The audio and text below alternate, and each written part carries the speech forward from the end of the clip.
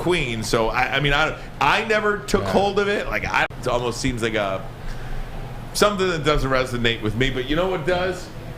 Sports. NFL, baby. Lafayette, Cognac. Oh my gosh, Braylon. We got to go there quickly. Not now. Not now, but I was. Yeah. I mean, I was shocked. You want to talk about something that devastated me? No, I wasn't shocked. Thank you. I mean, we've been hearing for years how dirty the place was, but you just don't want to see it. Yeah, true. You don't want to acknowledge it. Yeah. What I laugh about is, when they say that Lafayette is closing down due to health concerns because they are infested with rats. I was like, so Americans. Did you see the video, dude? I said, so Americans not going to close down as well?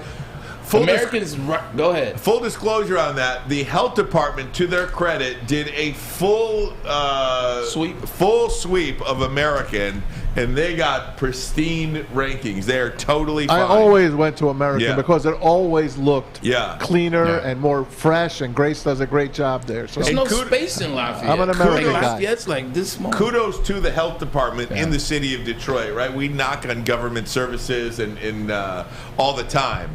And different bodies of government. They saw a tweet or an Instagram on social media of rats walking around, and they were on it. Yeah. They were on it. And, Good for them. And to see that video of those rats, yikes. I don't play that, man. Like I was talking to a friend of mine just about the whole situation yesterday and said, man, I can't do it, man. I remember I've only eaten at a place once, and it was in New York, and it's an upscale restaurant, and it was in the alley. I mean, it's New York. Hey, it is what it is. But I remember like being in love with Xochimilco. Xochimilco is a Mexican restaurant in Mexican town. We used to go there as a kid.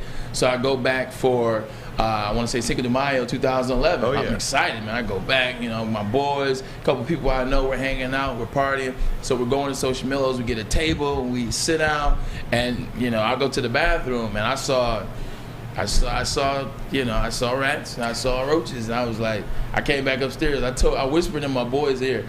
I was like, look, dog, we gotta get out of here. I said, I can't eat here after what I saw. Damn. I should have told everybody, but I didn't want to ruin everybody's meal, so I gracefully snuck out, and I can't do that, man. Kind of like when you go around eating food, you're like, I don't even want to see it. I don't want to know how it's made. I don't want to see how the sausage is made, for lack of a better way to say it. You ever see those things they put out? This is what really happens at a McDonald's with the French fry fryer or stuff. I don't even click on those things. Now, as a guy that grew up in New Jersey, New York, and the garbage is everywhere in New York. Garbage night, garbage day. It's an amazing sight to see and smell.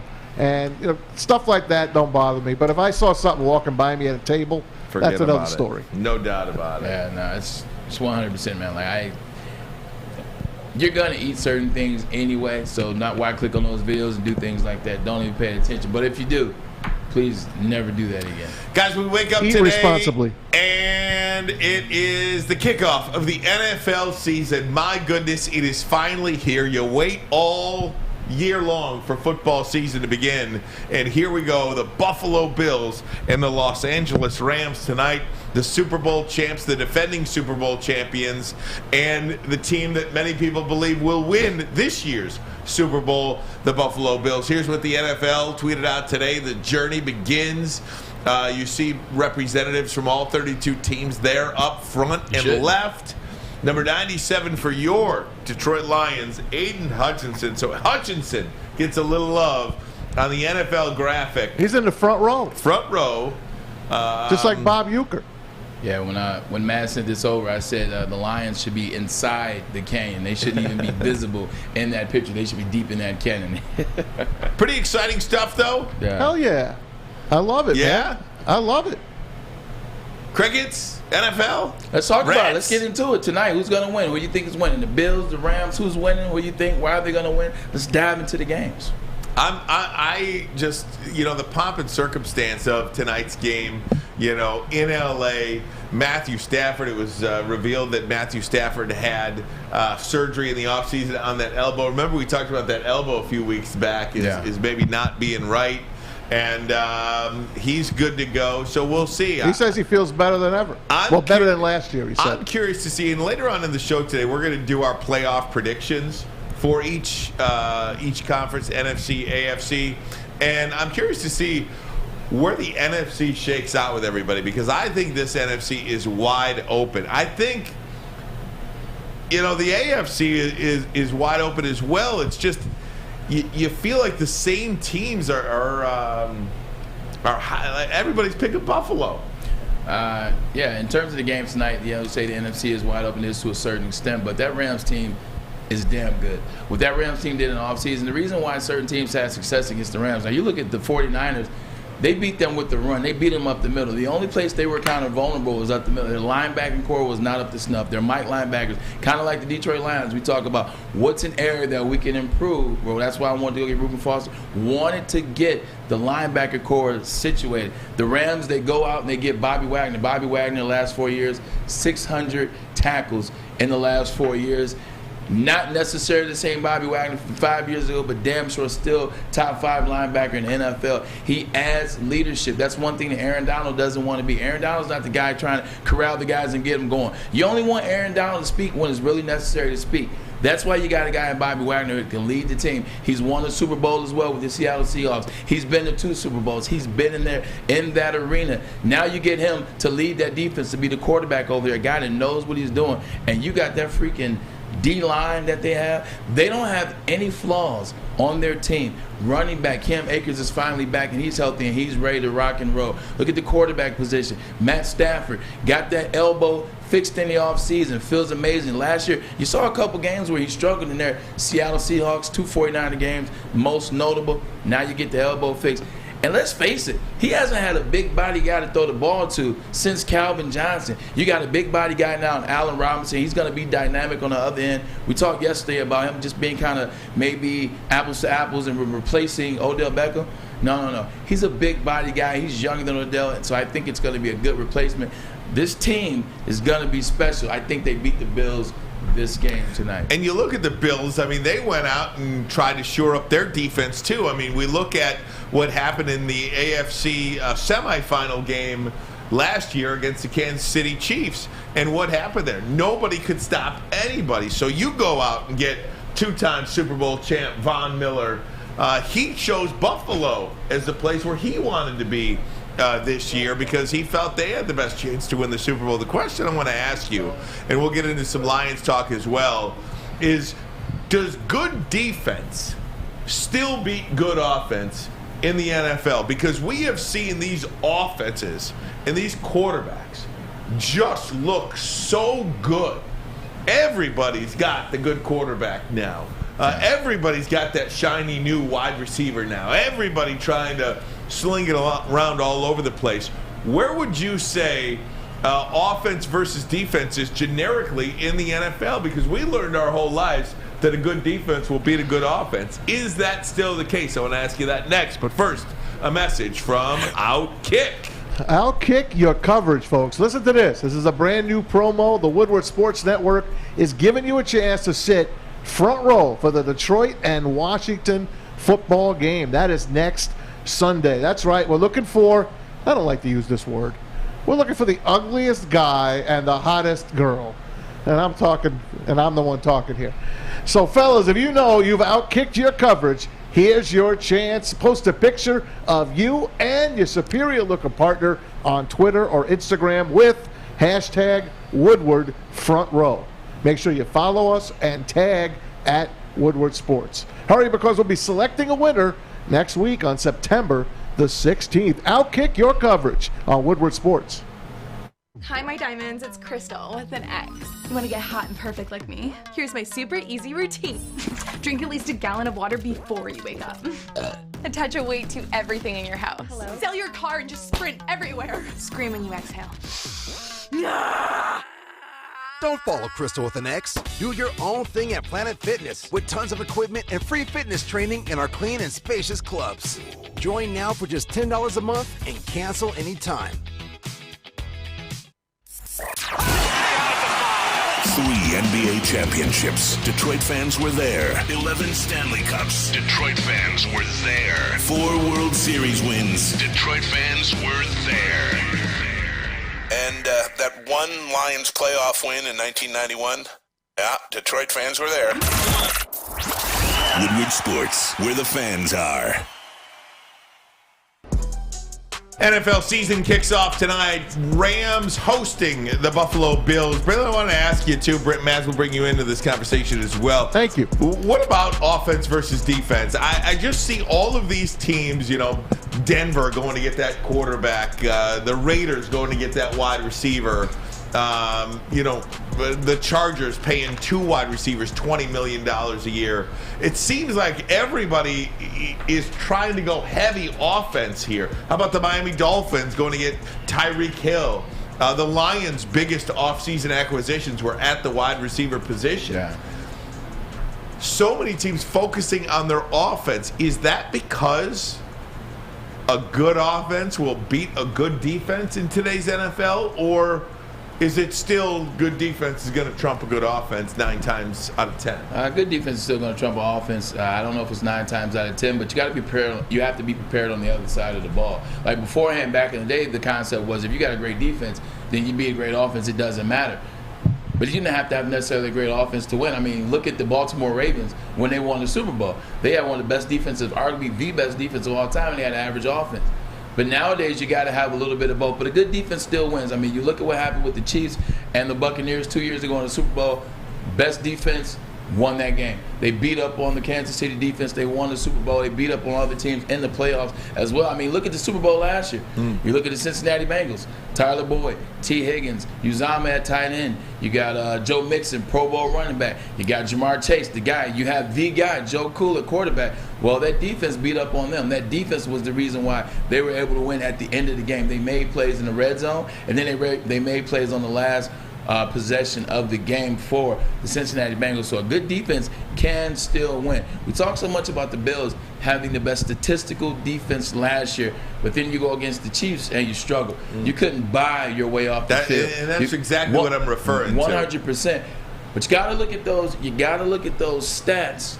And not just the stats, not just number 1 in this and number 1 in that. What are those games that you're playing? The majority of those games, because your offense is so good, you're putting teams in a bind where they're down 21 points before they know it. So now they don't have a chance to just run the ball and play a regular offensive game. They got to pass, and that's where the defensive rush comes in for the Buffalo Bills and how they were able to have success. But if you got a good defense, you still can win over a good offense. Tom, in 2013 to 2019, NFL offenses averaged 22.8 points per game.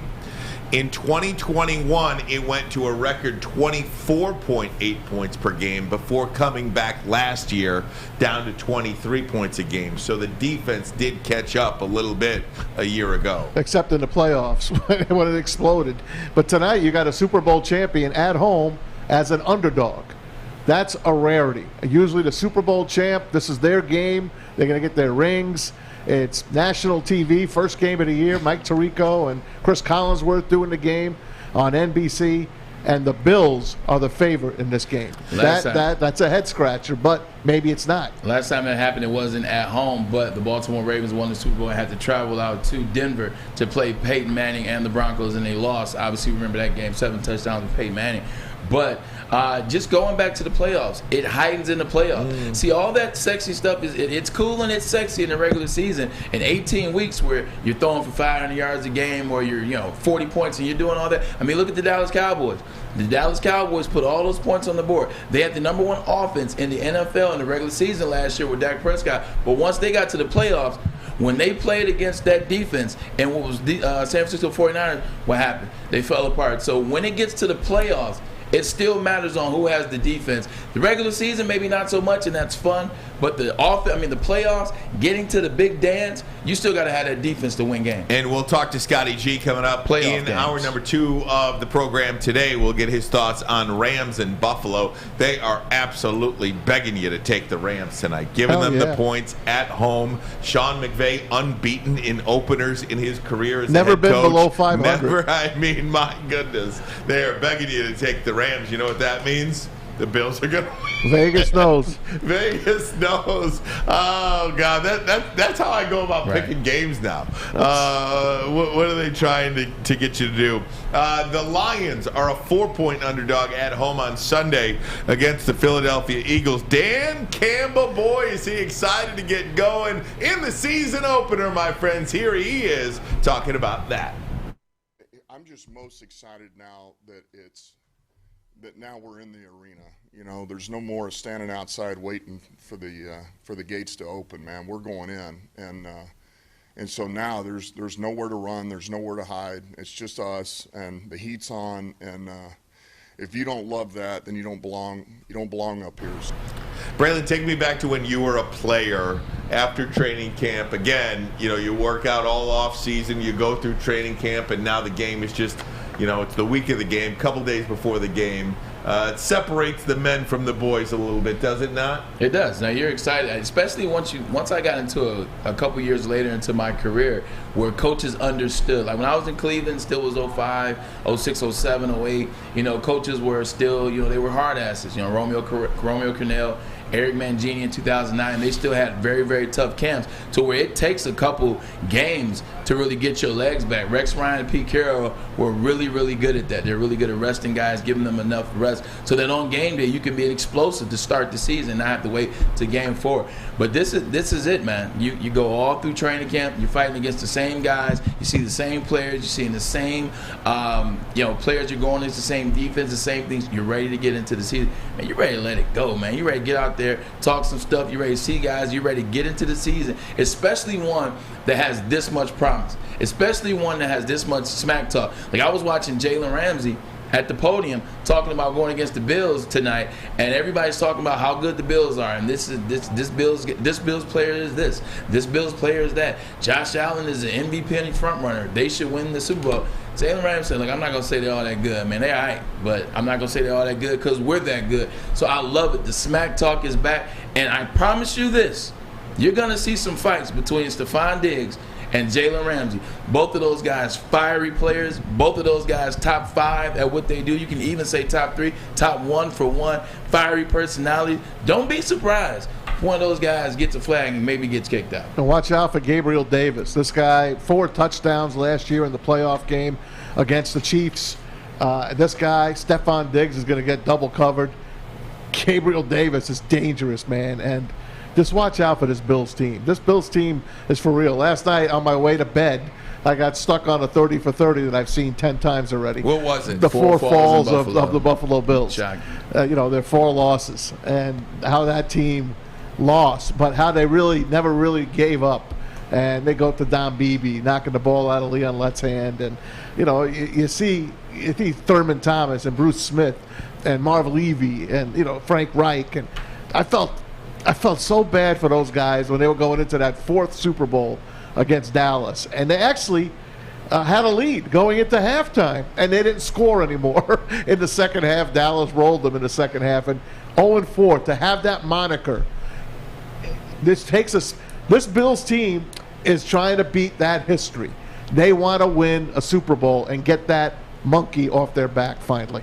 I don't believe Stephon Diggs is going to get double covered. You got Jalen Ramsey, who's arguably the best defensive back in the game. He's not double coverage in anybody. And then you look at that wide receiver core for the Buffalo Bills, Isaiah McKenzie and Gabriel Davis. There's a reason why Emmanuel Sanders retired. There's a reason why they didn't ask Cole Beasley back. There's a reason why they paid Knox all the money they paid him. They just paid Knox. Those guys aren't going to get double coverage. It's going to be a one-on-one matchup problem the whole game for both sides of the ball. I can't wait to watch it. It might be a high scorer. If you are watching on YouTube, go ahead and hit that like button. Smash that like button for us. Subscribe to Woodward Sports. Coming up on 32,000 subscribers on this platform. We thank each and every one of you for checking us out. Lions talk coming next. Dan Campbell talked about the injuries they are facing on the offensive line. Aaron Glenn talked about what kind of defense they want to be and what he expects out of their number 2 pick in last April's NFL draft. All that and more in just seconds. But first, a message from SMA. The sports marketing agency helps spread awareness about mental health and substance abuse. Their podcast, This is the S Word, and the S Word stands for stigma.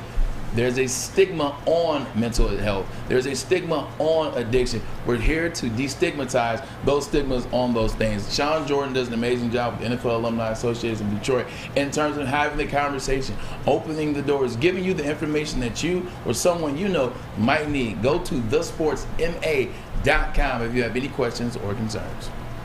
Life is full of hard choices. We're here to make one of life's biggest decisions as simple as possible. My name is Christina Gennari, and for over 20 years, I've helped hundreds of families buy and sell homes. We cover all of Metro Detroit and more, from large luxury homes to starter homes. We will work hard to make sure that you get the home of your dreams. So if you're in the market today or even thinking about buying or selling in the future, make the obvious choice. Christina Gennari, the obvious choice in real estate. Visit us at soldchristina.com today. Fellas, let's be honest. We like things to be easy. We like simple stuff, like sports 7 days a week. We like things uncomplicated, like Lady Jane's Haircuts for Men. Open 10 to 8, 7 days a week. Walk in anytime. Sign in, sit down, watch your favorite team play, and before you know it, your hair will be game ready. Open 10 to 8, 7 days a week. Walk in anytime. Lady Jane's Haircuts for Men. It's wicked awesome. You have an opinion? Make sure it's seen and heard. Corner, jumper, tweet us, hop on the YouTube chat, slide in the DMS at Woodward Sports on all social media. Hey everybody, get a free Woodward Sports t-shirt all month long. That's right, at Big Frog in Novi. Just stop in and tell them we sent you. They'll print you one right then and there and get out of there, right there on the spot. So go to Big Frog Novi today. Get your free t-shirt and make sure you visit them online as well at bigfrog.com/Novi. Yeah, it was. It's a back, and it was something that that I think it bothered him at Pittsburgh, and you know, and once we got it checked out, it was something that we felt like we needed to sit him. So it's it'll be, you know, we know he's down for at least 4, and we'll just take it week by week and see how he does. That audio from Dan Campbell on the injury to Vaitai, the offensive lineman, right guard. Also, Taylor Decker commenting on just how difficult it's going to be to replace this guy. You start shuffling bodies all over the place. It's a different animal. Here's Taylor Decker talking about that injury. I think a lot of people don't realize every single position along the offensive line is vastly different, in my opinion. Just from moving to tackle, to guard, or to flip sides, you spend so much time training at one position, one set. Maybe I'm used to setting a 5 technique, and now you might be moving into guard and you're playing against 3 techniques. Or maybe you're a center that's moving to guard. It's just vastly, vastly different. And Bray, one of the guys that had to do that last year, he was drafted as a right tackle, started at left tackle, then he moved to right tackle, and now potentially moving to right guard. There's some rumors there about Penei Sewell moving to right guard. Here's the Lions offensive coordinator Ben Johnson talking about Penei Sewell. I do know this about Penei Sewell. In his second year, he's light years ahead of where he was last year this time. That's a positive as well. I mean, is he going to have to play all 5 positions along that offensive line at some point? This offensive line, Braylon, was supposed to be a strength, potentially still, hopefully, a strength. But they got a lot of resources in there, and they have not played one snap together. A lot of resources, but you know, there's little things like Ben Johnson's up there saying that he's light years ahead of where he is last year. He was light years ahead at right tackle, not right guard. You keep moving these guys around, that's when you start having inconsistencies. Guys, like you hear Taylor Decker say, hit the nail on the head. You get comfortable playing in the spot you're supposed to play in. You're supposed to play in. Like, everybody thinks you can just move or interchange pieces. We had our own stick the other day, came on and said, like, I would like to move Penei Sewell to left guard. And then just imagine that left side of the line where you have Taylor Decker and then Penei Sewell, and then you have Frank Ragnow. What about the right side? What about when you go against guys like last year, let's say, for instance, the Rams, they have Von Miller and Aaron Donald. You can just move your outside rusher into the left side. Then he goes against a weaker right side. Look at Myles Garrett when you play Cleveland. You don't think Cleveland's going to line him up on the left side of the line so he has to go against that right side? It's not easy just to move guys around and mess up their frequency, mess up what those guys are trying to do, the chemistry that they built. So if I'm the Detroit Lions, man, I come up with the best possible solution with keeping players where they're at. I want to keep Taylor where he's at. I want to keep Frank where he's at, and I want to keep Penei Sewell. No, I want to keep Penei Sewell at right side. The only thing is, if you want to put Evan Brown at center, because he played pretty good last year, Pro Bowl caliber you know level last year, then I'm fine with that. And then you move Frank Ragnow. Outside of that, stop shuffling and thinking about moving Penei and all this dancing around. Lions aren't good enough to do that. We're trying to get to a point where we get good. Lions aren't that good yet to be moving all these guys around, especially the position that's supposed to be the strength.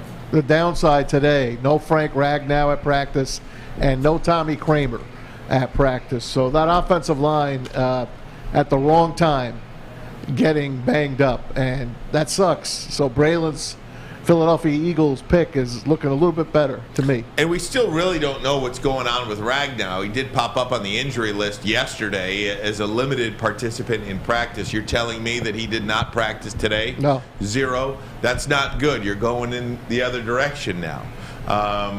That is not good. But I will tell you, look, Frank Ragnow is a centerpiece of your offensive line, and you know, pun intended, I guess. Yeah. He might be your best offensive lineman. You want him on the field. Now he is. Thankfully, we have seen that they do have a capable backup behind him. Evan Brown played a Pro Bowl caliber, and I think he was mentioned as one of the potential alternates on the Pro Bowl last year. Evan Brown was. So I do think you want, you know, your best guys to play, but every team is going to be faced with this. Every team is going to be faced with injuries. Which way are you going to go? How deep is your bench?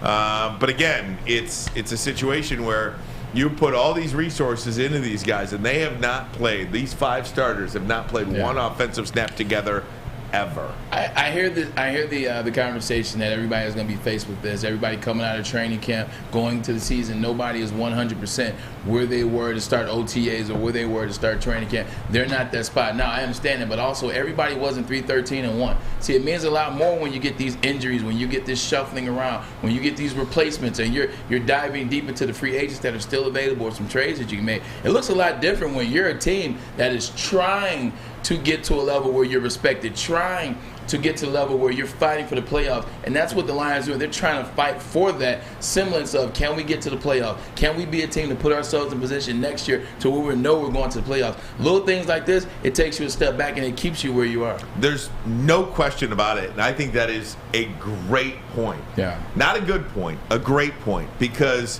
when you're a 12-13 win team and you lose your right guard, you prepare for it.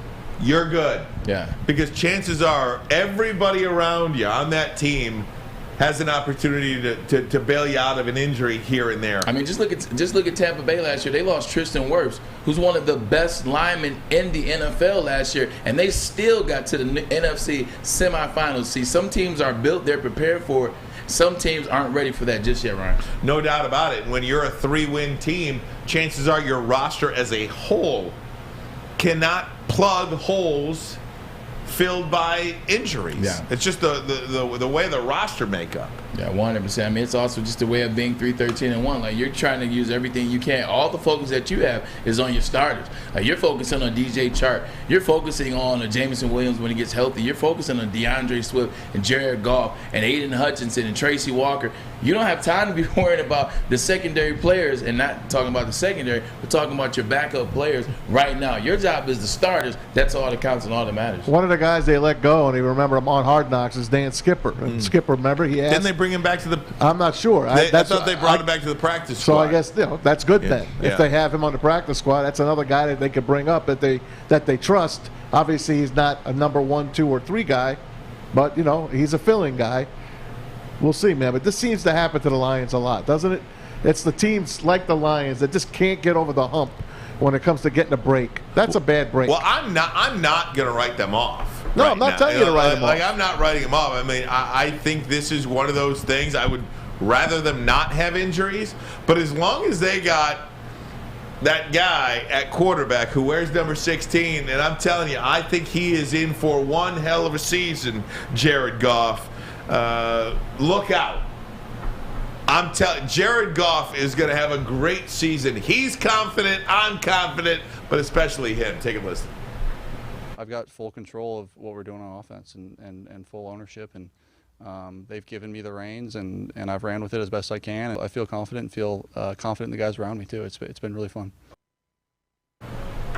So that's Jared Goff talking about the command of the offense. He did not have this a year ago. The plays, the scheme, the talent on the outside with the wide receivers. I think he is primed for a really good season. Yeah, kind of remember. Well, it kind of reminds me of 2007. Going into that 2007 year, we made the Pro Bowl. Derek Anderson, myself, Kellen Winslow, we made the Pro Bowl. But Derek Anderson kind of went into that season kind of trying to figure out this offense, trying to see if he can have some success. He kind of went just okay, had the success. Came in 2008, a whole different swagger. He ends up getting injured, but I did see the swagger change. And I did see at ease that he would call plays, or he would change plays, or he would audible when we were in minicamp, when we were OTAs, and when we were in training camp. So I did see the difference. And you're seeing this out of, we had a guy here a couple months ago talk about the difference in Jared Goff, talking about the way he moves, talking about the way in which he answers questions, talking about his command over the offense, his presence in a huddle. So all that sounds good, but none of that means a hill of beans if you go out there on Sunday and you stink it up. So I got to see what's going to happen when he gets out there. What happens when What happens when Jared Goff is in that first 3rd and long? What happens to Jared Goff when that first incomplete pass happens on the 3rd down? What happens to Jared Goff when he misses a pass, or when something happens, or when there's a little adversity, when the Philadelphia Eagles get up 14-0? How does he play then? I want to see how it plays when we get to Sunday. Well, what is and how is he going to respond? His offensive coordinator thinks he's going to respond pretty good. Here's Ben Johnson talking about the Lions quarterback, Jared Goff. He has been everything I could ever hope for from a quarterback, just in terms of preparation. He is, once again, I could talk about all these smart guys. He's very smart. He's on top of it mentally. He takes a lot of pride in being a professional, and I think that carries over to his teammates. He does seem like a different Jared Goff this year than he does in, 12 months ago. Yeah. I think we can all agree on that, and we can put a pin in that for now. I do want to do this, guys. We did playoff predictions, and we ran through the NFC and AFC postseasons. I want to reveal those for you next. Okay. We ranked our teams. We're going to play Spin the Yellow Highlighter.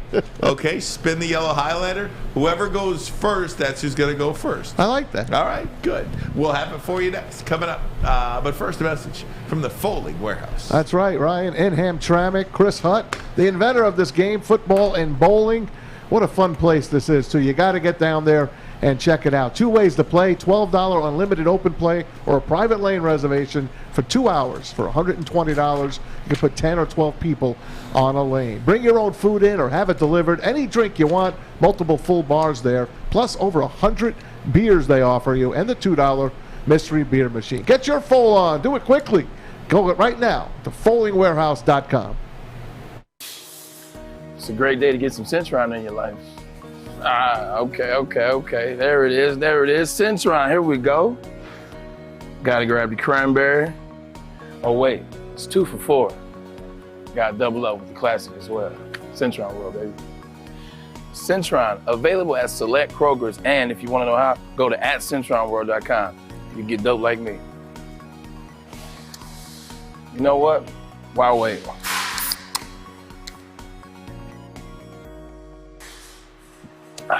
Great taste, guaranteed.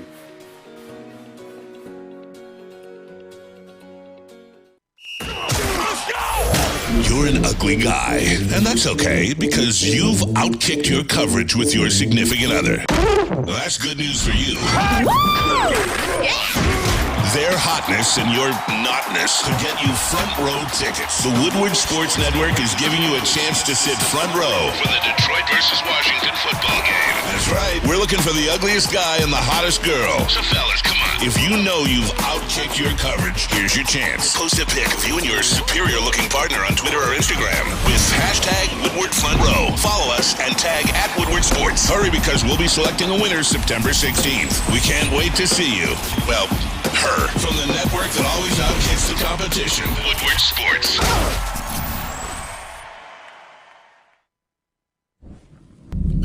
For a limited time only, all new burgers and loaded fries at Big Boy. It's not a Slim Jim, it's the Big Jim. The chili cheese is such a tease. Guess what else is new? The bacon blue. How about upgrading those fries? Chili cheese fries, baked potato fries, nacho fries, what will it be? Satisfy those taste buds at Big Boy. Planet Fitness is the official studio sponsor of Woodward Sports, also home of the judgment-free zone where you can get a workout in. And guess what, Ryan? You won't be judged. You can do your own thing, small weights, big weights. Doesn't matter. It doesn't matter what you're doing. If you're on the elliptical, if you're on free weights or machine weights, nobody cares. They want you to feel good about working out at your own freaking pace. Also, it's only $10 a month, man. Only $10? $10 a month to get in shape, look good, feel great. I don't know about you, man, but it was worth it to me. Home of the hydro massage and unlimited guest privileges. That's the one that gets me. Unlimited guest privileges every time. It's like having a new membership for a new person. More, join in club today or go to planetfitness.com. Kickoff of the NFL season tonight. NFL playoff predictions. Here's how we're going to do this. Top of the highlighter, okay? Very scientific. Top of the highlighter is here. Wherever it's facing. Oh, that was Maz. Oh, it's still Maz. That's you. I don't have to lead off. If you want to lead off, go ahead and lead off if you want. All right, good. I'll lead off. All right. All right, here we go. Stop your whining. Ryan's NFL predictions, playoff predictions. What are we starting with? Oh, here we go. Let's start on the right side because I know you see it, okay? I know you see it on the right side. My seeds in the NFC, the top-seeded LA Rams. Number 2, New Orleans Saints. That is going to be my surprise team this year. 3 seed is Philadelphia. The 4 seed Minnesota Vikings. The wild cards, 5 seeded Tampa Bay Bucks, and the 6-seeded Detroit Lions at 10-7. I've got the Lions in there. It's a rematch. The 7th seed is the Dallas Cowboys. So I've got Dallas beating New Orleans, Philadelphia beating Detroit, and the Bucks beating the Vikings. Then I have the Bucks beating the Rams and the Eagles beating the Bucks. I have the Bucks then winning the NFC Championship and advancing to the Super Bowls, where they will beat the number 1 seed in the AFC, the Baltimore Ravens. At the 2 seed, I've got Buffalo. The 3 seed, Indianapolis. Kansas City Chiefs, I have them winning the AFC West. 5 seed, the wild card Chargers. 6 seed is the Cincinnati Bengals.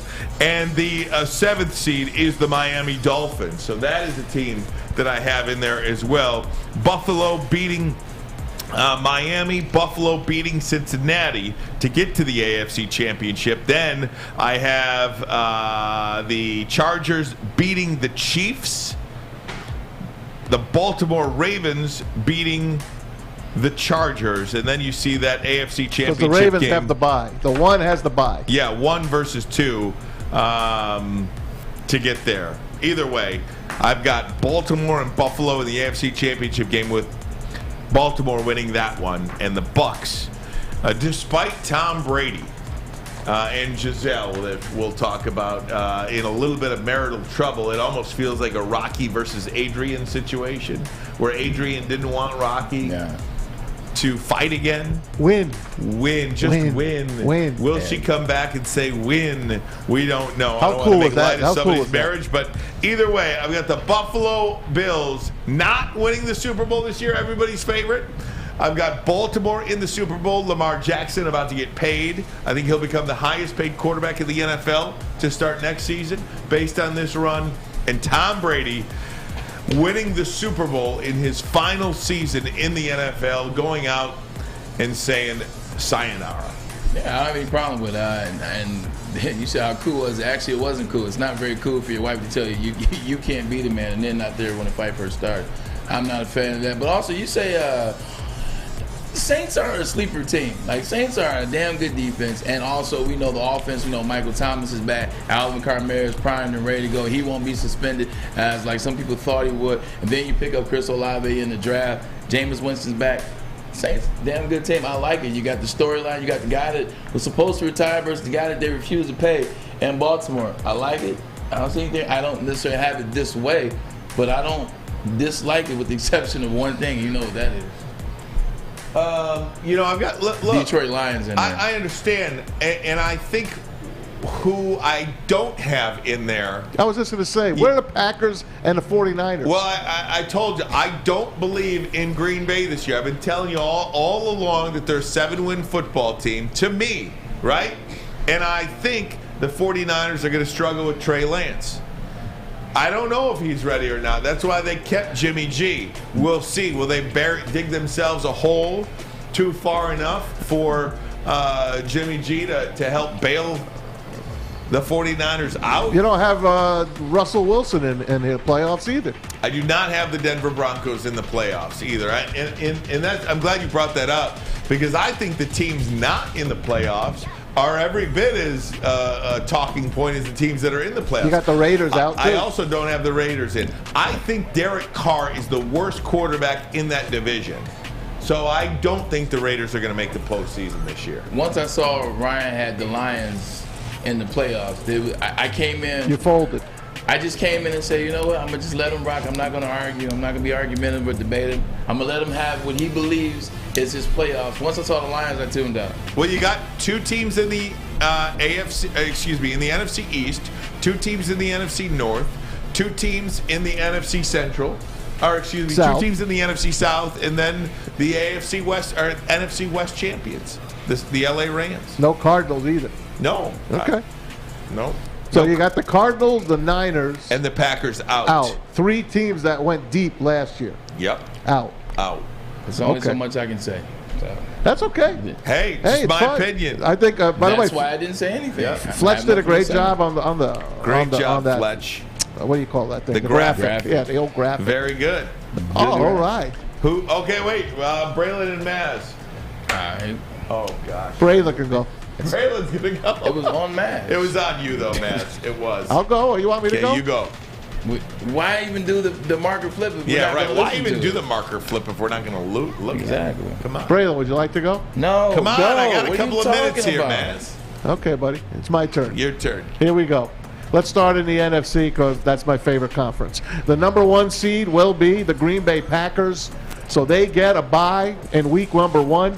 That means the number 2 seed, LA Rams, get to play the number 7 seed, the Dallas Cowboys. We go to the top of the bracket.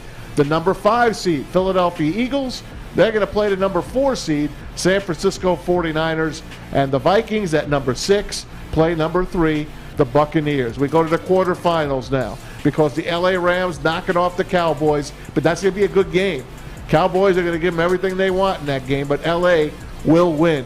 The Vikings, I think they're going to get creamed by the Buccaneers. Bucks over the Vikings, so you'll have a Buccaneers and Rams in the semis going into the NFC final there. San Francisco, I got them losing to the Philadelphia Eagles. So the Eagles moving on, they will play the highest seed, of course, the Green Bay Packers. I'll be waiting for them at Lambeau Field, and Green Bay is going to lay one on them. Green Bay goes to the NFC final against the Tampa Bay Buccaneers, who get a little revenge on Matthew Stafford and the Rams. And if you remember 2 years ago, in the NFC Championship game, Aaron Rodgers down to the 8-yard line, could not get that ball over the goal line. Tampa Bay wins that game at Lambeau. This time, Green Bay avenges that, and they become the NFC champion and go to Super Bowl 56, I think it is. Can I just stop you for a minute Yeah. and say 5 of the 7 teams we share there on the NFC side of the ball? How about that? Yeah, you have Green Bay and I don't have the Saints. No, you have. I have the Niners and Green Bay. Green Bay and Niners, and I have the Saints and Lions. There you go. There you go. Big difference there. Okay, we go to the AFC now. The number 1 seed, I have. Who do I have as number 1 Baltimore. seed? No, I got Buffalo. Buffalo's my number 1 seed. So they get a bye in week number 1. That means number 2, San Diego, the Chargers, the LA Chargers, going against the Colts. I like the Colts to get in the playoffs, but I like the Chargers to beat them to move to the second round. How about the top of the bracket? The Denver Broncos. Oh, the Denver Broncos. And Russell Wilson, number 5, going against number 4, Kansas City. I'm sorry, Sam. KC is getting knocked out in the first round this year. Denver, they get to play at Rich Stadium, Orchard Park, whatever you want to call that place now. So Denver and Buffalo in the next round. The Chargers will play the Baltimore Ravens. Ravens knocking off the Cincinnati Bengals. That's a division game, but I like the Bengals to lose that game, obviously, to the Ravens. Next round, I got the Ravens beating the Chargers, and I have the Buffalo Bills knocking off the Broncos. So Buffalo will host the Baltimore Ravens at Rich Stadium, Ralph Wilson Stadium in Buffalo, but the Ravens with John Harbaugh and Lamar Jackson are going to pull the upset. They're a 4-point underdog in that game, and they're going to pull the upset to go to the Super Bowl against the Packers, and Green Bay is going to come up short again. Baltimore Ravens win the Super Bowl this year. Now, one caveat. They have to have J.K. Dobbins play well this year to get there, and that's a big caveat. The guy hasn't played yet.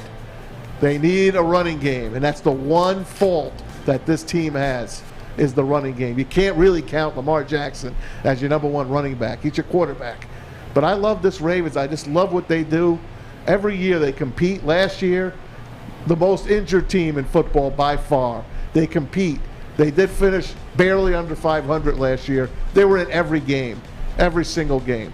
I like them to bounce back this year. I love John Harbaugh and that staff at Baltimore. 6 of 7 playoff teams we have the same. You have Denver. I have Miami. Yep. As the only change in the AFC side. We're going to take a break.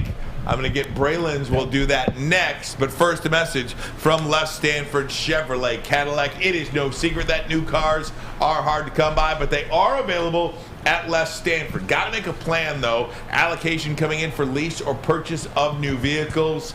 Les Stanford has also 350 pre-owned cars on their lot right now. All makes, all models, all years. Some with less than 500 miles to them, so they're like new. For more, visit LesStanford.com. LesStanford.com. Find new roads. Find them.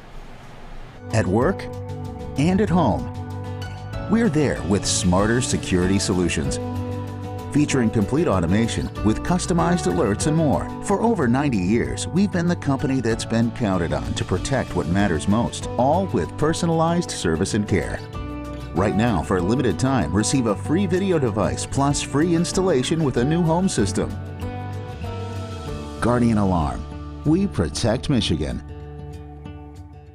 Hey, it's Scott from the Woodward Bet Show. Hey, we're fired up. Are you ready for some NFL football? I know we are over at the Woodward Bets YouTube page. You're going to have to come check us out over there at 4:30. You also got to get over to that app store and download oddstrader.com. It's got live scoring, play-by-play updates, and the best place to check all the odds for the sports books right in the palm of your hand. But hey, fun coupons. That's what we want. First bet of the year, NFL time. Let's go. Listen, I'm rolling with the under in the first half tonight's game. I think both teams got great defenses. Unders in prime time, 58%. Sounds good to me. Oddstrader.com. Woodward Bets. Check it out.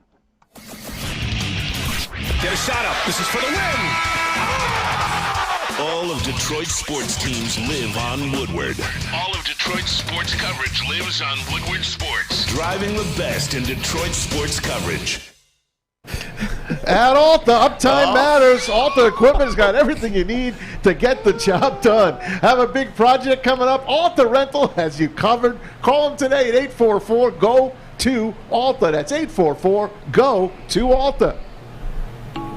Right, Ryan? That's right. Alta Uptime Matters. It is Woodward Sports Network. Hey, like the show. Let's get to over 100 likes by the end of this segment. Let's get there by the end of this hour. We'll talk a little Michigan Wolverines coming up in just a couple of minutes. But first, Braylon, we are going through our NFL playoff predictions right now. First and foremost, I didn't give you a chance to react to Maz's, where he has Baltimore winning over Green Bay. I don't think Green Bay is going to make the Super Bowl. I think we need to pay attention to what's been going on the last 3 years in Green Bay. 13-3, 13-3, 13-4, and can't get it done in the playoffs. I don't see anything changing, especially since you've gotten rid of the best wide receiver in the game, or at least 1A, 1B. So, I like his playoff picture for the most part, but I just don't like Green Bay in the Super Bowl. I don't even mind the Ravens being there, and I will agree with him. J.K. Dobbins, Gus Edwards.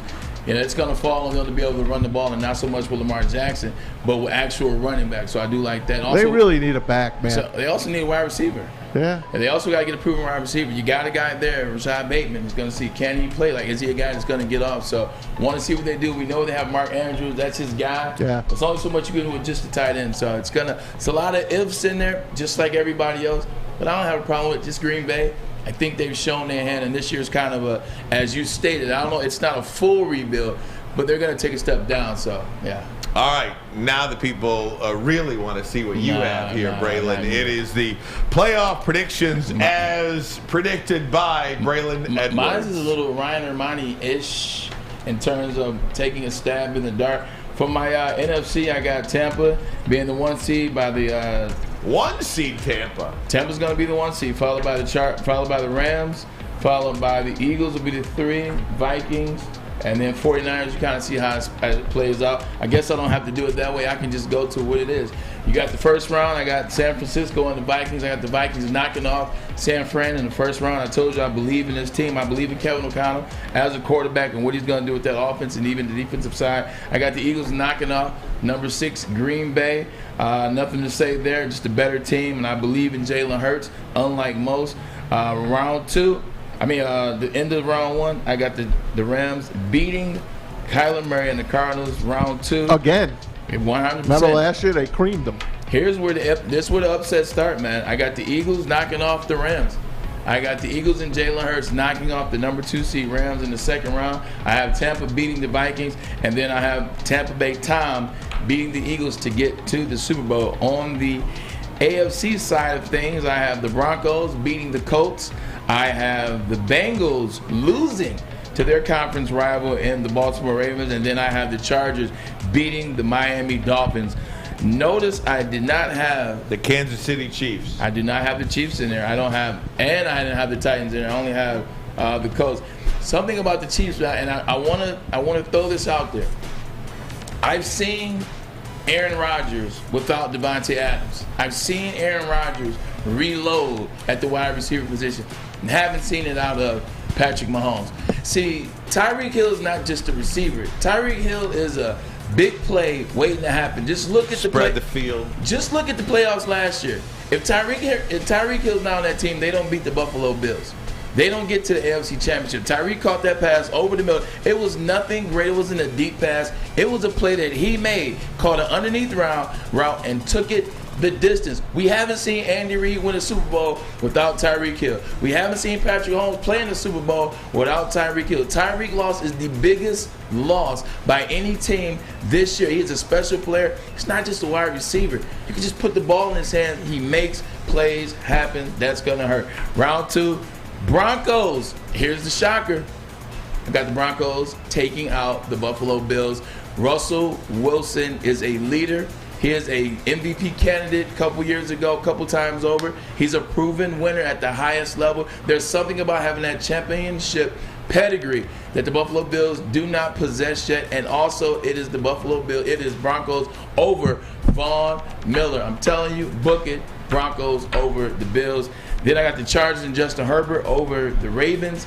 And then I have the Broncos over the Chargers in the AFC Championship game. Keep in mind, this will be the 3rd year in a row. 2 years ago, Tom goes to new team goes to Super Bowl, they win it. Last year, Matt Stafford goes to new team, the Rams, they go to Super Bowl, they win it. This will be the 3rd year in a row that has happened. Russell Wilson goes to the Denver Broncos, and they win the Super Bowl against Tom Brady. Russell Wilson gets his revenge for 2015. Are you guys 7 for 7 on the AFC side?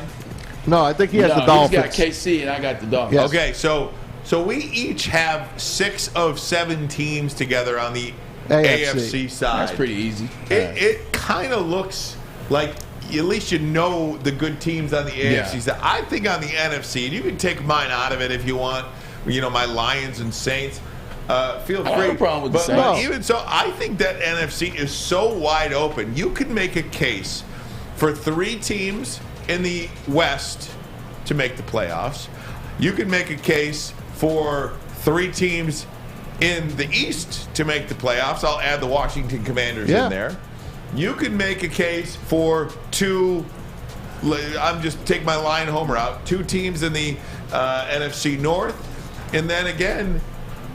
The NFC South. The NFC South. I mean, you could make the case for 2 more. Because you got Tampa and you like New Orleans. Yeah, you got 11, 12 teams there that potentially could battle for 7 spots. Me and Bray only have 2 teams separated, one in the NFC and one in the AFC.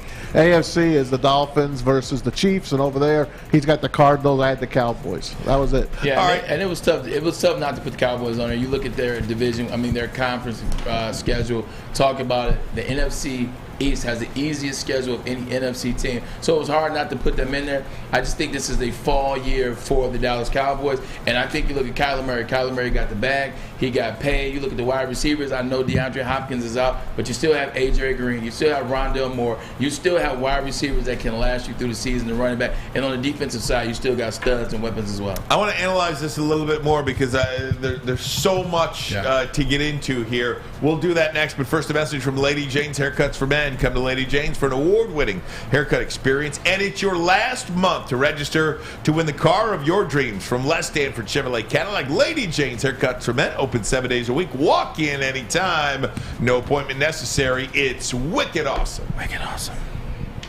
It took exploring 50 different formulas and hosting countless taste tests, but we believe Gypsy Vodka is the smoothest vodka on the market. Don't believe us? Ask the owners. We're Mike and Adam Kazanowski with High Five Spirits Distillery. We're in close to about 1,200 locations throughout Michigan. We wanted to create a brand that was geared more towards freedom, love, adventure, and at the end of the day, we really wanted to tell a story that inspired other people to take risks, follow their dreams, whatever that might be. Hey, this is Mr. Kearney, Chief Academic Officer at Academy of Warren. I want to welcome you to the brand new field house. The state-of-the-art facility has a regulation basketball court, volleyball court, soccer field. It can be used for 7-on-7 football. Our K-8 academic features AM, PM, latchkey, small classroom sizes, Learning Street, futuristic media center, free breakfast and lunch, Holton Mifflin curriculum, academic games, K-8 athletics, and more. Enroll today at academywarren.net. We aren't quite sure if they consume more beer or sports. Either way, the heavyweights are here. Live on Woodward Sports, daily 5 to 7 p.m. OddsTrader.com is the number one site for your game day bets, play-by-play updates, live scores, and the best price from every game from multiple sports books. Simply put, they are the best. Whatever bets you want to make, whatever leagues you want to make them in, and for early predictions, who's going to win the Super Bowl this year? I got my favorite. You just saw it. It's the Denver Broncos and Russell Wilson. What's the odds on that? Go to OddsTrader.com. They'll let you know all about it. OddsTrader.com. Ben Mathis-Lilley, who wrote a new book about Michigan football, Jim Harbaugh, called The Hot Seat. We will be joined by him in about 15 minutes or so. Welcome in, Woodward Sports Network, hour number 2 of the program. Hit that like button, subscribe to Woodward Sports. It is a Top 10 Thursday. We'll get to Braylon's Top 10 in just 1 second, but just one comment about our 3 predictions. All 3 of us, nobody has the Buffalo Bills winning the Super Bowl, let alone in the Super Bowl, and it's everybody's pick to win the Super Bowl this year. Where do you guys sit with the Buffalo Bills as a whole? Do you need to see it to believe it first, or is it just one of those things when everybody's picking somebody, you can't pick them? No, That's kind of how I feel. I believe in the Buffalo Bills. I have nothing to do with the angle that, well, everybody picked them, so I don't want to pick them. I don't care about that. I never was into betting anyway, so that's not how I'm operating, how I'm wired. I just believe there's a lot of pressure on those guys, and I believe the way the AFC is going to fall this year, the way it's going to play out, I just got to see it. I got to see it on the field in terms of being able to close the deal, being able to solidify. We saw that defense in the playoffs, and that's why they went and got Von Miller. They got a guy that has championship pedigree. We talk about Denver Broncos and Russell Wilson. I mean, look at Von.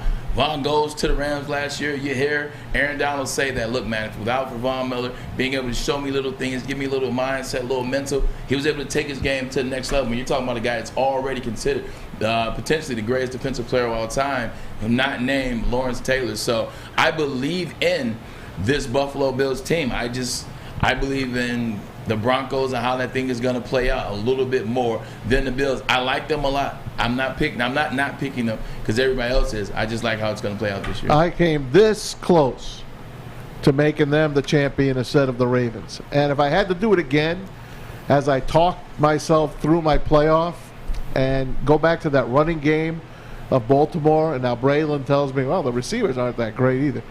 If I had the chance to change it, I would have Buffalo knocking off the Ravens in the AFC Championship. playing the Packers and losing again, this time to the Packers. I would have the Packers winning the Super Bowl over the Buffalo Bills if I had to do it again. See it this year. I'm telling you, I just don't like all the crap that Aaron Rodgers is eating. He has eaten a lot of crap since he put his foot in his mouth last year about the whole COVID shot and all the patchouli and mushrooms this guy has been on, and his girlfriend dumping him last year. But is he eating crap, or is he continuously putting things out there for him to eat? I don't know. Like a lot of that last year, that's on him. Like we didn't make him say those things. We didn't make him do those things. That's him doing those things. This year, talking about the ayahuasca and then the illusions. That's him once again putting his business out here. He goes on all these podcasts, has drinks, and get comfortable, and he lets loose his mouth. That's his fault. That's not other people's fault. Him going after his receivers. Now on that, I don't necessarily have a problem with it. Say guys were out there dropping passes, guys were out there running the wrong route. That one, I'm not against him on that one. I believe he said what he should have said. But all that other stuff, that's not him eating crow. That's him saying stuff. That's if I open my mouth and say something, I got to eat it. I got to deal with it accordingly. Well, he's not complaining about it. I'm just saying, keep talking crap about him, and he's going to stuff it down your throat. But you're not talking. The only thing he's missing on this team is Devontae Adams, and I don't think that's going to preclude him from going back and winning a Super Bowl. Zadarius Smith as well, who's now playing for the Minnesota Vikings, but they have a great defense, Braylon. A great defense. I'm the one that said they had a great defense. When Ryan and Ermanni said they were going to take a step back, who said they had a great defense? Who said that they drafted in the right direction? I said that. I'm saying to your opinion about, well, all these people going after him, he gives you reasons to go after him. He says and does these things. He likes it. Okay, then, so don't say all these people going after him. Okay, I won't say it. Exactly. I'll take it back. Ladies and gentlemen, it is a Top 10 Thursday. Here we go. Braylon Edwards, Top 10 list. I'll make this one fast this week. Top 10 players under pressure. And I got some honorable mention guys, but we'll do that after. Number 10, Josh Allen. Now listen, Josh Allen got paid. Josh Allen really isn't under a lot of pressure. The only thing is, in this day and age, they want you to win now. They keep talking about he's the one, he's the guy. Everybody's picking Josh Allen to win it all. Everybody's picking Josh Allen to be that guy, win MVP, win the Super Bowl. He can't even beat Patrick Mahomes and the Kansas City Chiefs yet. I'm telling you, he's under pressure from that standpoint. If Josh Allen does anything less than make the Super Bowl, if he makes the AFC Championship game and lose, it's a failure season. It's a failed season for the Buffalo Bills. So he'll have plenty of years left. He's not really on a hot seat or nothing like that, but there is some pressure there. Number 2, Jalen Ramsey. Jalen Ramsey, why you ask? Last 2 times we saw Jalen Ramsey gave up a touchdown to Mike Evans. That could have potentially cost them the game against the Tampa Bay Buccaneers in the semifinal round. And then what happened in the Super Bowl? We had a guy that was offsides and Aaron Donald. And we got a guy that got cooked by the name of Jalen Ramsey by Jamar Chase. He got cooked that whole game, if you will. So he's no longer the guy shutting everybody down. There are some chinks in their armor. You're starting to see it. And he's opening up this week against one of the best receivers in the league, and Stephon Diggs. You want to talk all that noise? If you want to talk about they're not that good, I need you to get back on your A game and be the number 1 DB in the game. Jared Goff. Jared Goff is number 8. We know what it is. This team can only go as far as Jared Arm's confidence and Jared Goff's arm and Jared Arm's confidence. If his go ahead, Ryan. I was going to say he absolutely belongs on this list. Oh, 100%. This is the last year that he could be a starting quarterback. That absolutely. Yeah. If he doesn't have a good year, this is the last year he goes into an NFL training camp as the clear-cut starter for an NFL football team. Not saying he couldn't win a job somewhere in Seattle against a rookie, Houston, or Houston, somebody like that. After it's going to be Jared Goff competing for a job with C.J. Stroud or something like that. I'm not saying he can't win that job. No, I'm just saying this is the last year. If he doesn't have a good year, where he goes into an NFL training camp as the team's quarterback. Ryan, he's in a situation where what are they doing here in Detroit? They're building an identity. They're building for the future. You see the pieces start and fall into play. You see a Jamison Williams get drafted. You see a Aiden Hutchinson get drafted. You see the offensive line starting to shore up. You see DeAndre Swift. This team is raring to go for the next 2 to 3 years, and he's in a situation where if he can ball this year, they won't have a problem extending him and make him QB1 of a team that has a chance to do some of those things that we've seen the Cincinnati Bengals and other teams do. If he doesn't have a good year, he won't be in this position again, and he'll be somebody's backup. With that being said, number 7, Justin Herbert. Why Justin Herbert, do you ask? Don't worry, I'll tell you. All these young quarterbacks that you now put into the top. Patrick Mahomes. How many years did it take Patrick Mahomes to get to the Super Bowl, Sam? How many years did it take Patrick Mahomes to get to the playoffs, Sam? How many years did it take? 1 year for the playoffs, 2 years for the Super Bowl. Joe Burrow, another young quarterback. I'm sorry. How many years did it take him? 2 years. 2 years he was in the playoff and Super Bowl and was hurt his first year. Kyler Murray, you want to talk about another guy that should have been on the list, but since he got paid, I left him off the list because it doesn't matter this year. Kyler Murray, playoffs, year 2. All these young, Jalen Hurts, you're starting to notice a trend. If Justin Herbert, with all this that they added to the team, J.C. Jackson, arguably best defensive back in the league, or DB1B, Khalil Mack, put him on the side, right next to Bosa. You got all this talent out there. You pay the wide receivers. If he can't get this team into the playoffs, and I'm not talking about first round, I'm talking about a nice run, at least the semifinals, it's going to be some questions on why can't he get that done. I think Lamar Jackson is going to win the MVP award, though. If I got a second choice, I would say Justin Herbert. I like it. But guess what? Everybody's expecting that he's going to be that second or third choice. So he's got to show proof. So I got him on Where's Malik Willis on this list? And, he'll be playing soon. Okay, just making sure. And then number 6, Dak Prescott. Dak Prescott got paid. He got all his money, $75 million 2 years ago. But once again, and Dak had the number 1 offense in the league last year. All that's well and good. Guess what? No Amari Cooper, no more Cedric Wilson Jr. Those guys are gone. It's more pressure on Dak Prescott. Jerry Jones has continuously put him out in the forefront, put him in a bad spot, put all the eyes on him. Dak, what are you going to do this year? I don't want to hear whose fault it was last year when the bad clock management play. Real good quarterbacks, great quarterbacks, $75 million quarterbacks, they know how much time is on the clock. They know what plays to call in those situations. They know how to clock the ball in those situations. Dak Prescott is under the knife because he ain't won a playoff game since his freshman year, last time I checked. Without question. Last time I checked. 1 through 5, Bray. Here we go. This is where it gets hot. Russell Wilson. Russell Wilson's a guy that got a $200+ million bag, but he's one of the older guys. Everybody is saying the Denver Broncos or whoever, they said the Seattle Seahawks got fleeced. Denver Broncos paid this old guy. Why would you pay Russell Wilson $200+ million? He's on the downslide. You saw what he did last year. Didn't look like a guy that leads you to the Super Bowl again. Talking about, hey, Broncos Nation, let's ride. Your ass better ride to the Super Bowl because guess what? People are saying that you can't get it done. So you are on the hot seat, my friend. As much as I love you, as much of a good person you are, being nice doesn't win championships. At number 4, Tua Tagovailoa.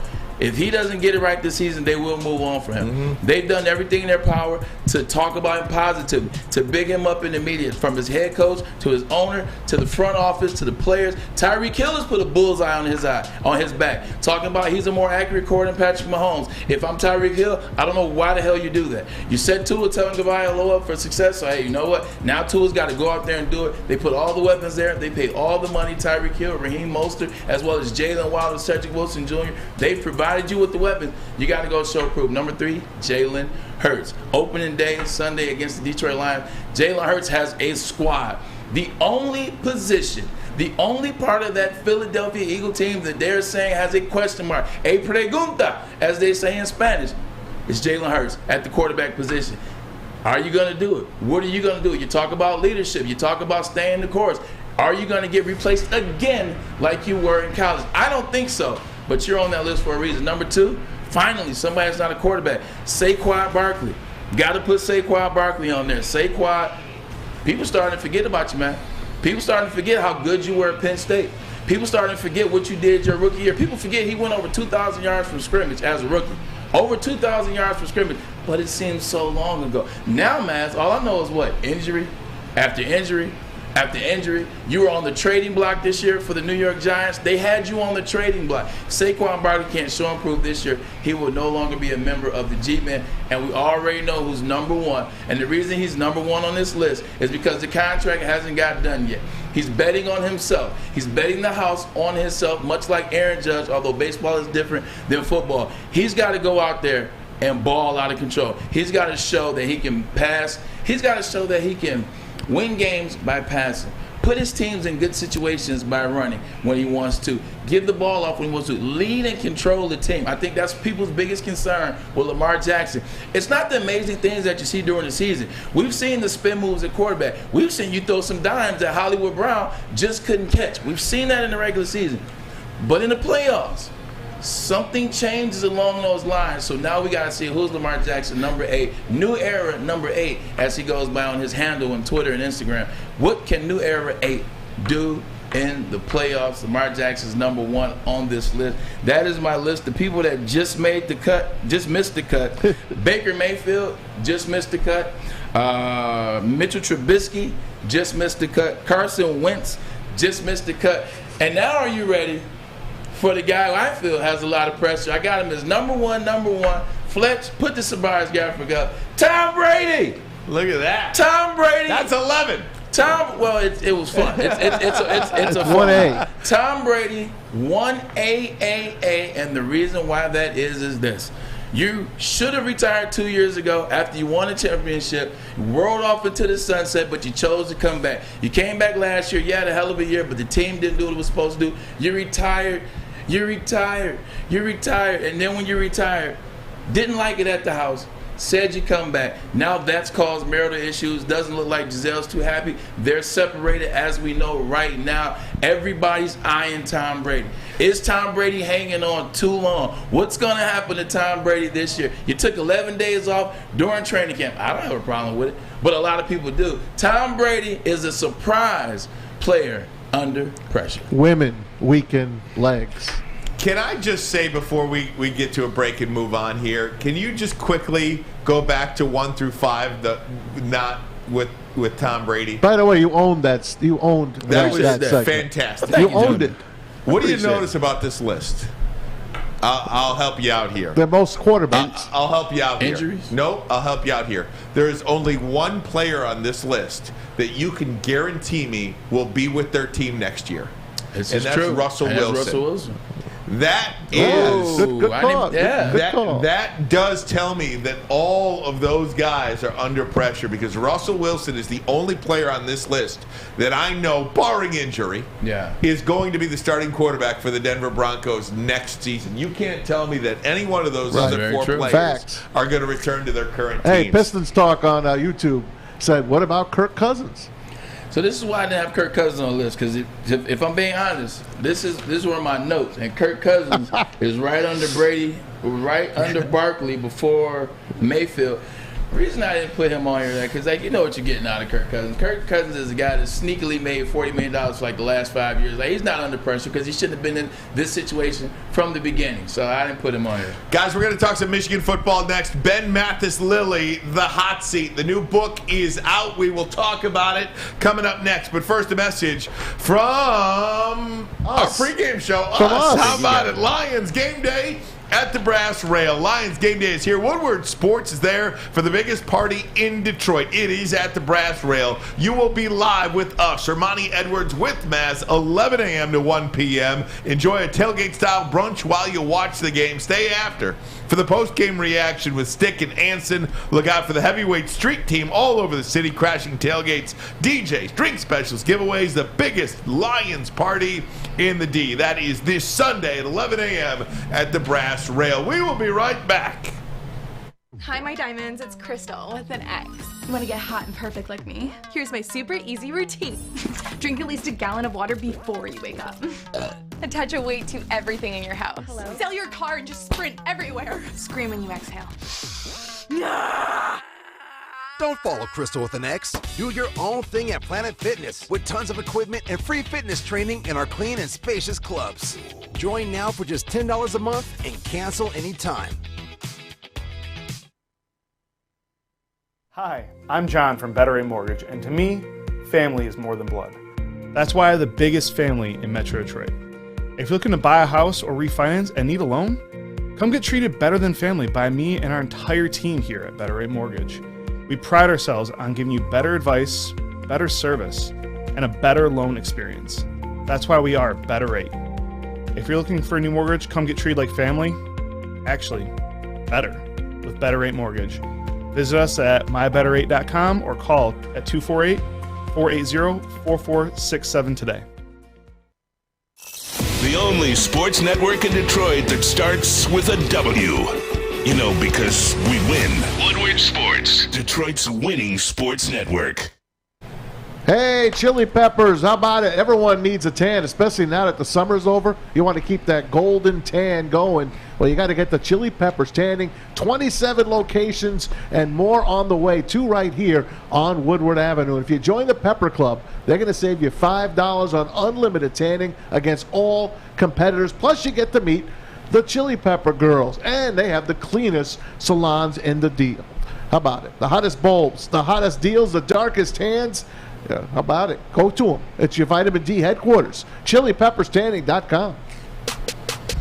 All right, guys, welcome back. Woodward Sports Network, Ermanni and Edwards with Maz. This is a great read. It is about the University of Michigan and Jim Harbaugh, the hot seat. Ben Mathis-Lilley is the author. A self-admitted Michigan football fan, grew up in Midland, Michigan, and suffers with the rest of us. Right. The hot seat. Ben, thanks for being so flexible with us today, by the way, number one. And number two, when you talk about Jim Harbaugh on the hot seat, if you just go back 12 months ago, man, we were having a much different conversation about Jim Harbaugh and the Michigan Wolverine football program than we are having today. Talk about that, if you would.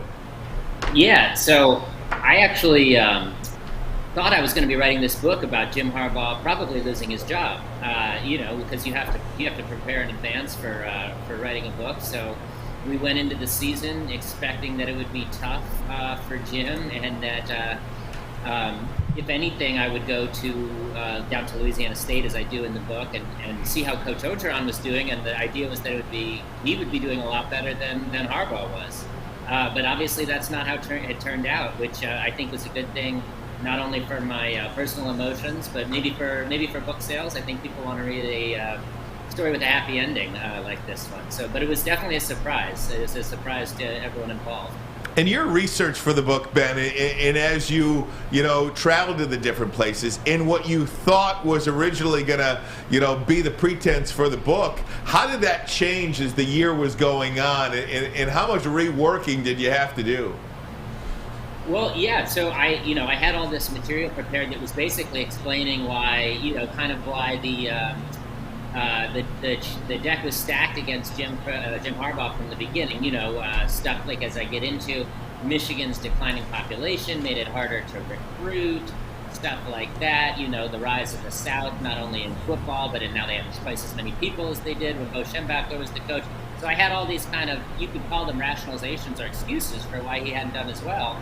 And then I kind of had to throw that out and make it a book instead about, why he was successful and how he was able to succeed, which was fun too. I mean, it was interesting. I talked to, a couple handfuls of former players, coaches who've worked with them.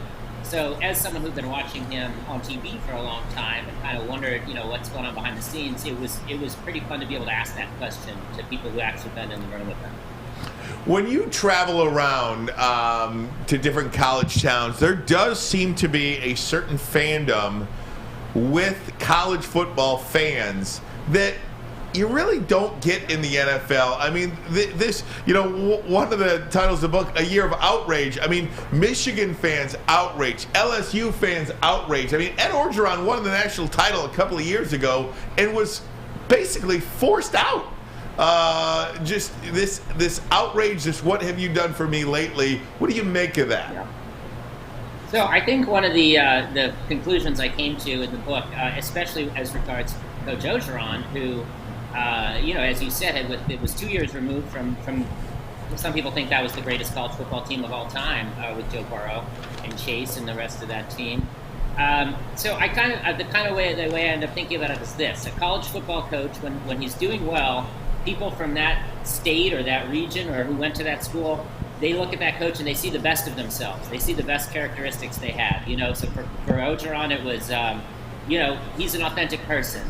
He tells it like it is. He's not putting on airs. He's he's out there living the lifestyle that we do. He was a regular guy, and so that was kind of what people said as to why he was so successul. Players could relate to him; they trusted him. But then things go wrong, and you start to see the worst of yourself. So in Louisiana, as I get into in the book, and people I talk to, and the message boards I would look at, people started saying, "Oh, well, this guy's giving everyone the worst impression of Louisiana. That we're not that smart, and that we talk funny, And so the things that they had loved about him 2 years ago started to embarrass them. And so it's not just that he wasn't winning. Obviously, that's a huge part of it. So what I think about is really interesting about college football is the way that people use these coaches and kind of see themselves or see their communities and the local population. They see themselves reflected in these coaches. And you had the same thing at Michigan. Like I said, we kind of thought it was going to be a story about Michigan arrogance and Michigan not wanting to change and being stubborn. And it turns out those qualities, you could say that's Jim Harbaugh was loyal to the people around him, that he understands that the older ways of doing things can still be effective sometimes. So I kind of got to see how in one lens something looks one way, and in another light, the light of winning games, it looks a completely different way. So that was kind of one of the interesting things about doing the book. Hey, Ben, Tom Mazawey, thanks for joining us today. Great book. Love the name of it. Do you still think Jim Harbaugh is on the hot seat? Yeah, he won the Big Ten championship last year, but hey, it's what have you done for me lately, especially here in Michigan where we're starved to beat Ohio State and they haven't done it in, 20 years or so in Columbus. What's your take on that going forward? I think that he's got a little extra leeway for sure, and more so than he might have in another school. One of the things that I was interesting that I found out almost right away when I started talking to people who are around college sports, who understand the business of it and the administrative side of it, is one thing they always say is, hey, look how much money Michigan has and how many season tickets it sells, even in a down year. I think it was something like 80,000 heading into last year.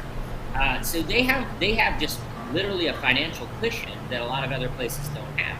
So they're able to be more patient. They're able to take a year like 2020, going 2-4, probably would have lost the 5th or 6th straight under Harbaugh, Ohio State, whatever it would have been. Probably. And they're able to weather that storm. Now, in a lot of other places like LSU, Louisiana State University has something like an endowment that's 30 times smaller than the University of Michigan.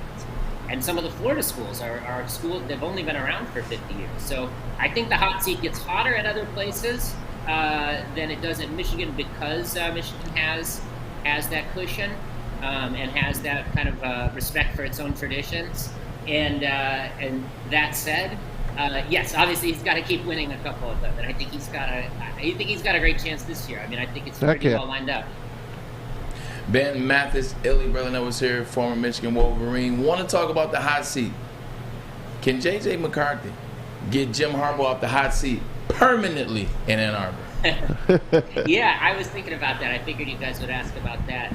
I think the thing I kind of found out that was interesting in relation to that situation was I kind of came to conclude that chemistry really does matter. There's a lot of people who are skeptical of when people in the media start to talk about locker room chemistry. They say, oh, well, chemistry is always good if you're winning and it's bad if you're losing.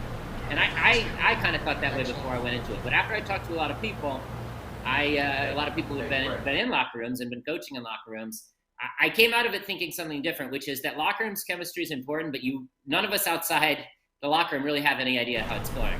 It's not something we're going to find out about until after the season, if ever. And in relation to your question, the connection there is, I think that's the really big issue with putting JJ in. Like we've obviously seen that the talent is there, right? But yeah. We also have seen that Cade is a really well-liked person around the program. That's no secret. He's elected captain.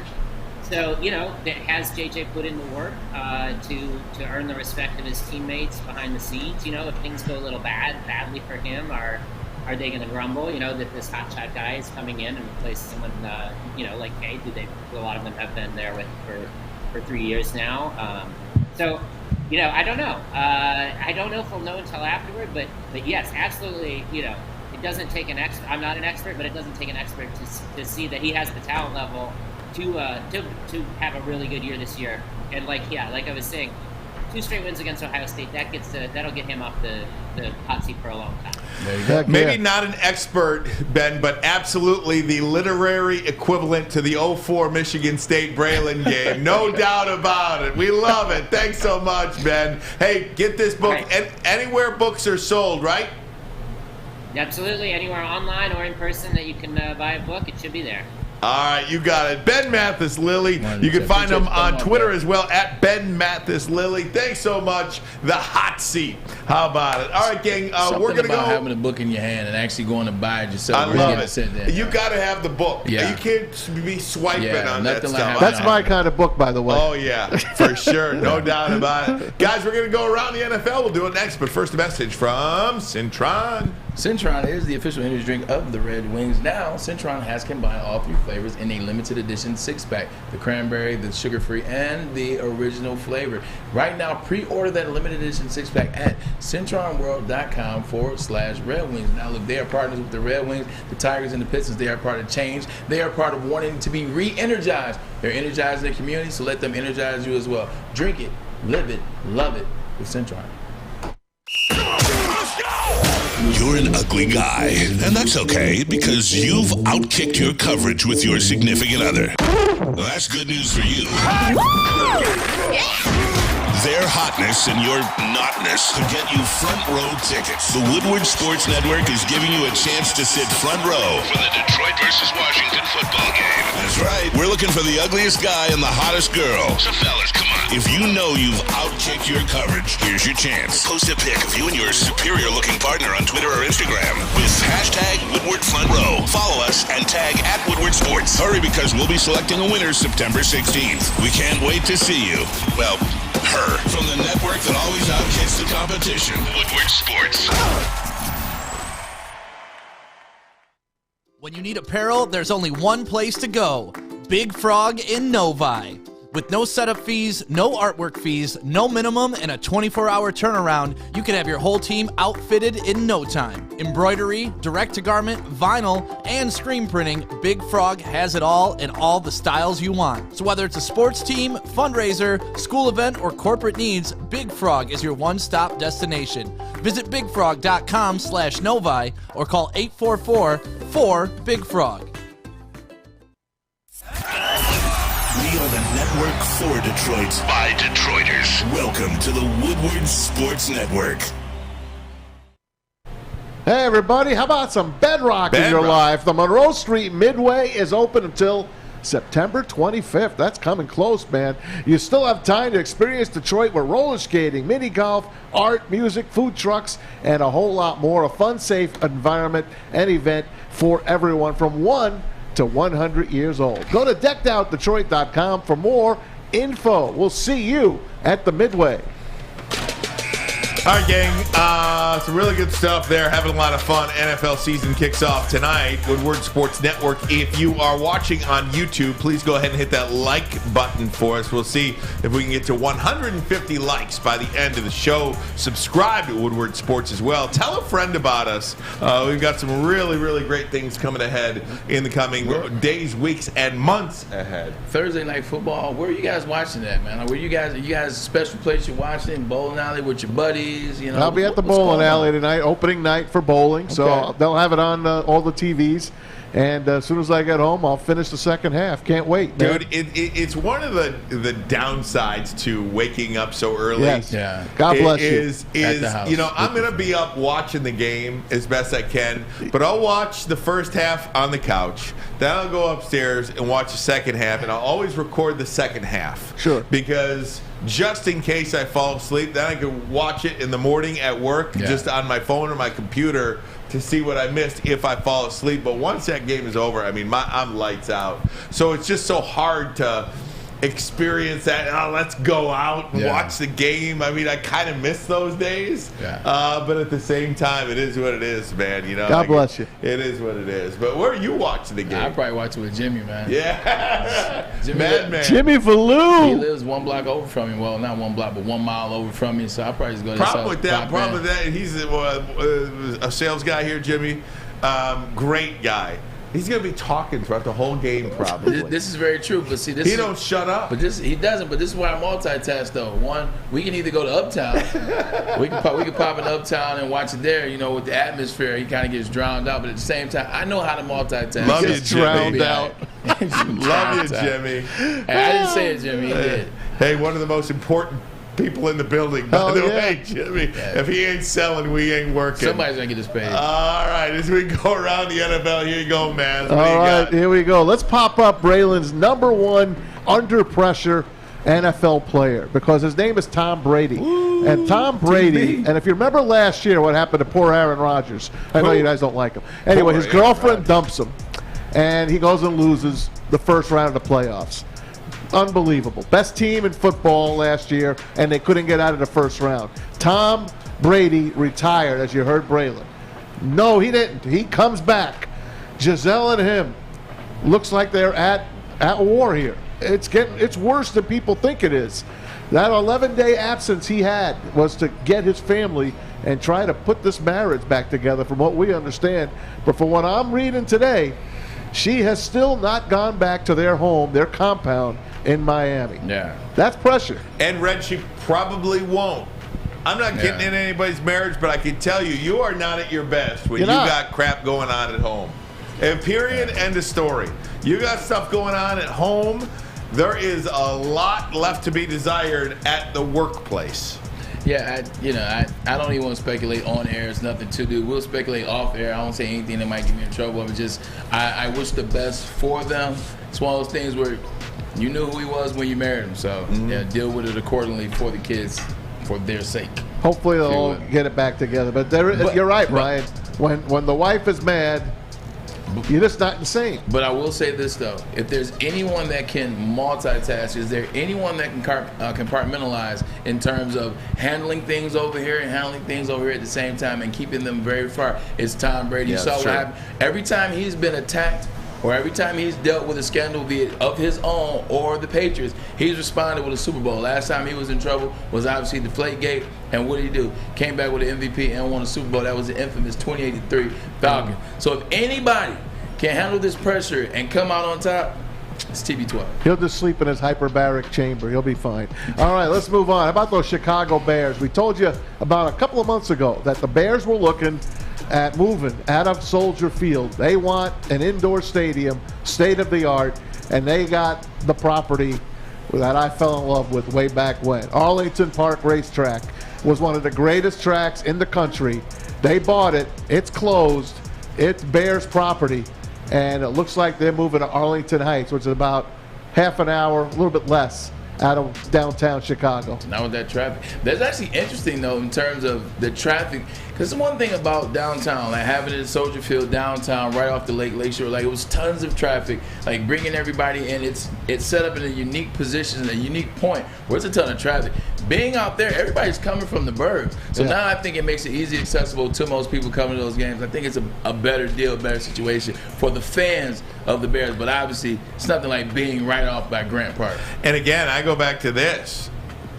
The Detroit Lions are going to be forced to have a new building within the next 8 years. Yeah. You're going to start hearing about it. I mean, you just are. 30 years in one place, you just don't do it anymore. Yeah. So I think you got to start thinking about a new building for Ford Field to compete with SoFi, to compete with the Allegiant Stadium, to compete with Dallas, to compete now with Chicago. I mean, Ford Field is not or is not Lambeau Field. I mean, Arizona's got a huge situation. I mean, it's just got to have something going on there. The question about how fast does it take to get these fields up? And the reason I ask 4 to 5 years. No, it doesn't take 4 that long. years? No, less than that. And the reason I know I don't know it for a fact, I know it's less than that, is played in 07, was it 2007? It's like 2 years. Yeah, it's like 2 years. Well, let's just see. Because 2007 I played in the Meadowlands. That was the last year at the Meadowlands. And then 2009, the MetLife was open. I take that back. They might have been building it. But it might have been quicker to build those stadiums back in the day. Now it's just crazy. MetLife is a $1.4 billion stadium now. It was true. They made some mistakes building that building. With MetLife? Yeah. Oh, yeah, they did. Big time. Maybe like 2 years. All right, guys, we're going to take a break. Come right back. NFL football tonight. Who you got? We'll get to our Woodward Bets team next. But first, a message from Guardian Alarm. They're your local security experts. Have been for over 90 years. You see that black and yellow sign out in front of your house? Tells the bad guys one thing: stay out. Whether you're home or on the road, they're 24/7 local monitoring. Make sure what is important to you stays safe. Call that number right now, 1-800-STAY-OUT. That number again, 1-800-STAY-OUT. Call them today. Tell them Woodward Sports sent you.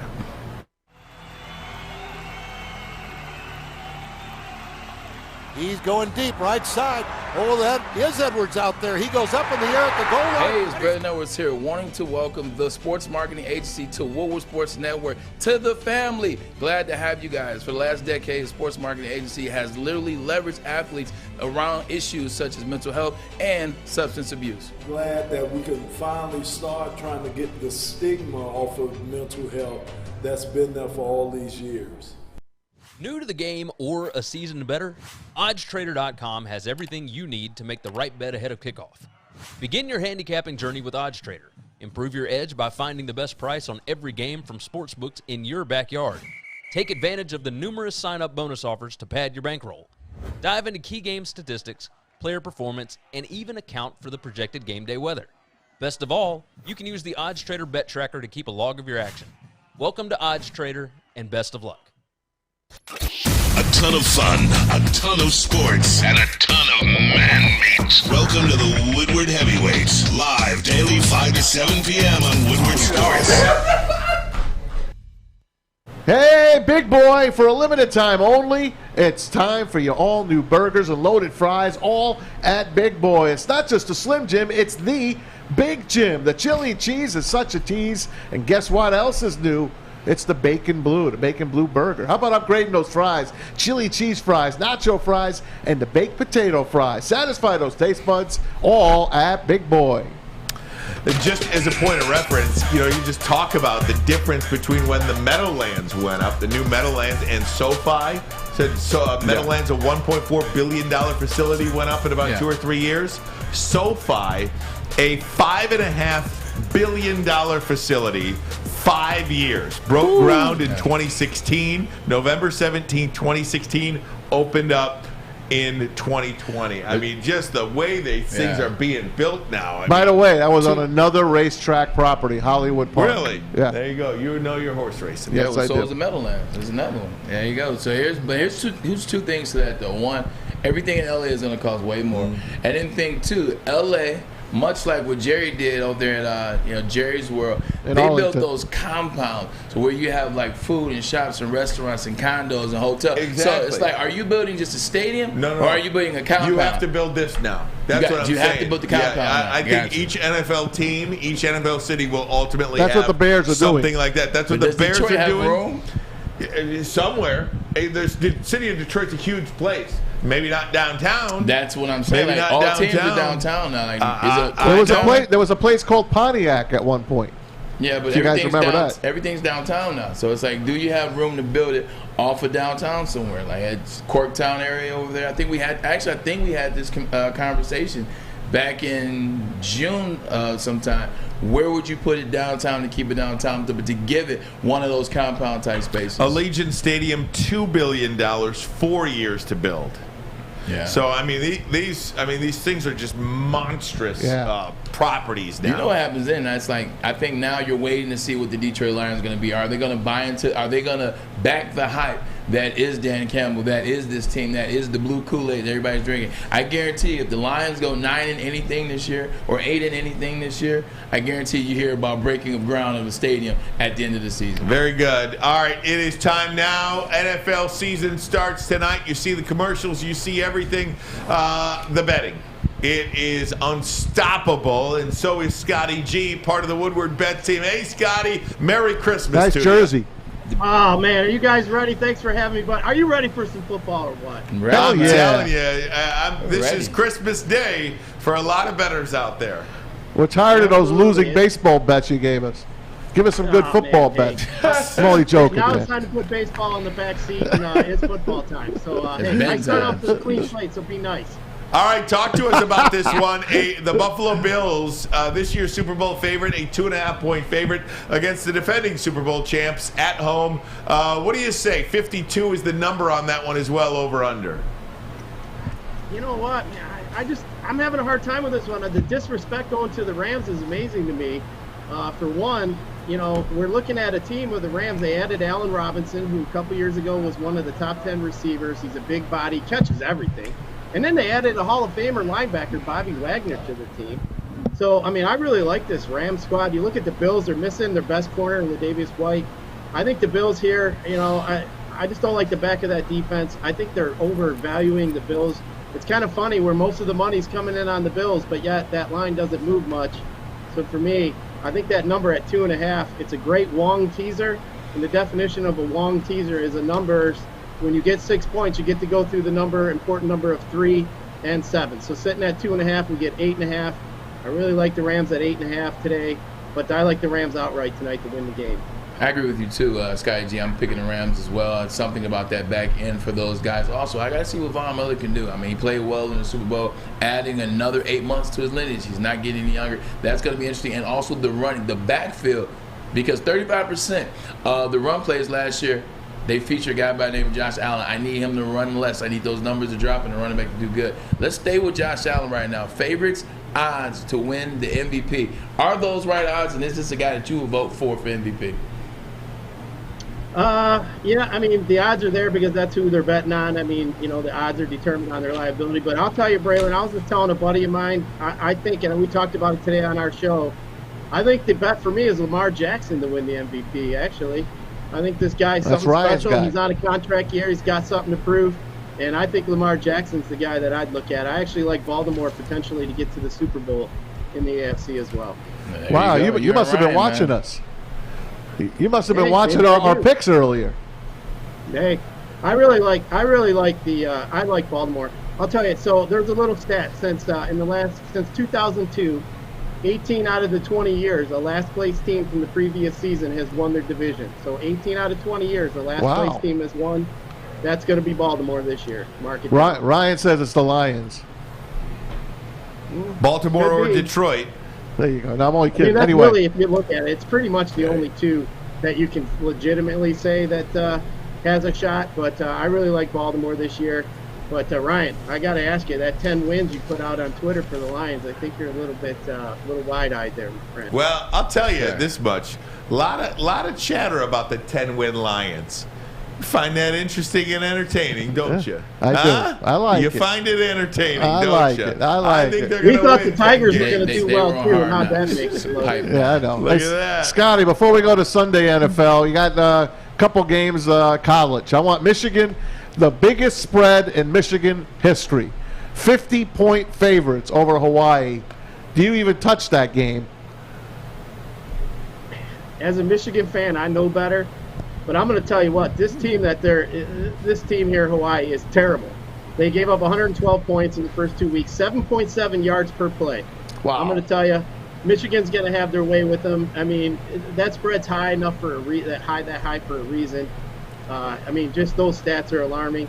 The numbers all line up where they should cover, but will Michigan be motivated enough to get it done? I think you're going to see a lot of the reserves in the second half. But hey, that's time for those guys to shine too. So we'll see how it shakes out. But I think I'd roll with Michigan. But being a Michigan fan, I think I'd just leave it alone. Sky, let me give you a little piece of advice there, right here. You can take this with you. You can pass this on to your people at 4:30. Bet the house. Last time they played Hawaii, it was 63-3. How quickly we forget. J.J. McCarthy is starting this game. They're trying to roll this offense out. We know he started against Connecticut. Bet the house. I don't care if the 4th, the 5th, the 6th, or if the lady who's doing concession stand is in at quarterback. Bet the house because they're going to cover that 51-point spread. And don't ever ask that again. Bet the house. Hey. I'm counting my money right now, Braylon. It's already in my pocket. That's what I'm talking about. Bet the house. I love it. 63-3 Wait a last time they minute, played man. Hawaii, by the way. I got one on this Michigan thing. And hear me out on this. I do not think this is dumb.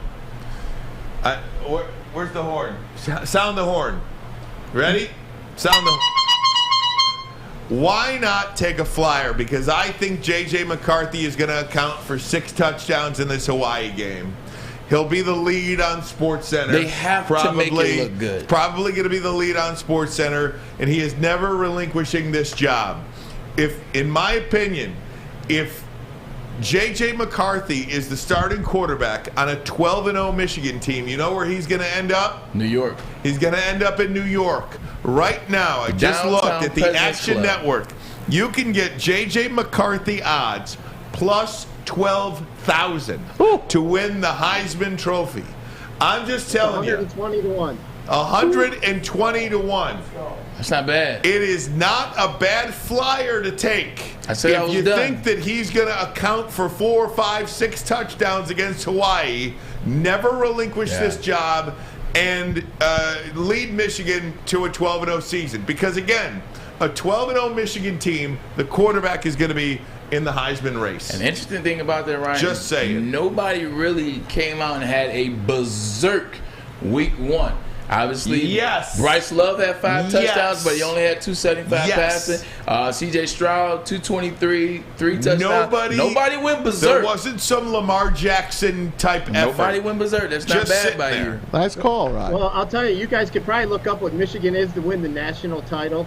And you'll probably get better odds, but you just said by betting on J.J. McCarthy to win the Heisman, just by playing out your theory. You'd but I don't think they're going to win. Yeah, I don't think they're going to win the national title this year. Well, I'm just saying you get better odds by J.J. being, with the Heisman. So I like that thought process. It's just different ways to bet what you think may happen. There you go. Very good. I understand what you're saying. Feel free to use that, Scotty. Will Anderson only three tackles. And I'll tell you what, another game. Let's not leave out all you Sparty fans. I know Sparty fans like to give you guys some shit, but I think the Sparties are going to cover this week too. So I'm on both Michigan, teams. Hey, Braylon convinced me already. Got to bet on Michigan.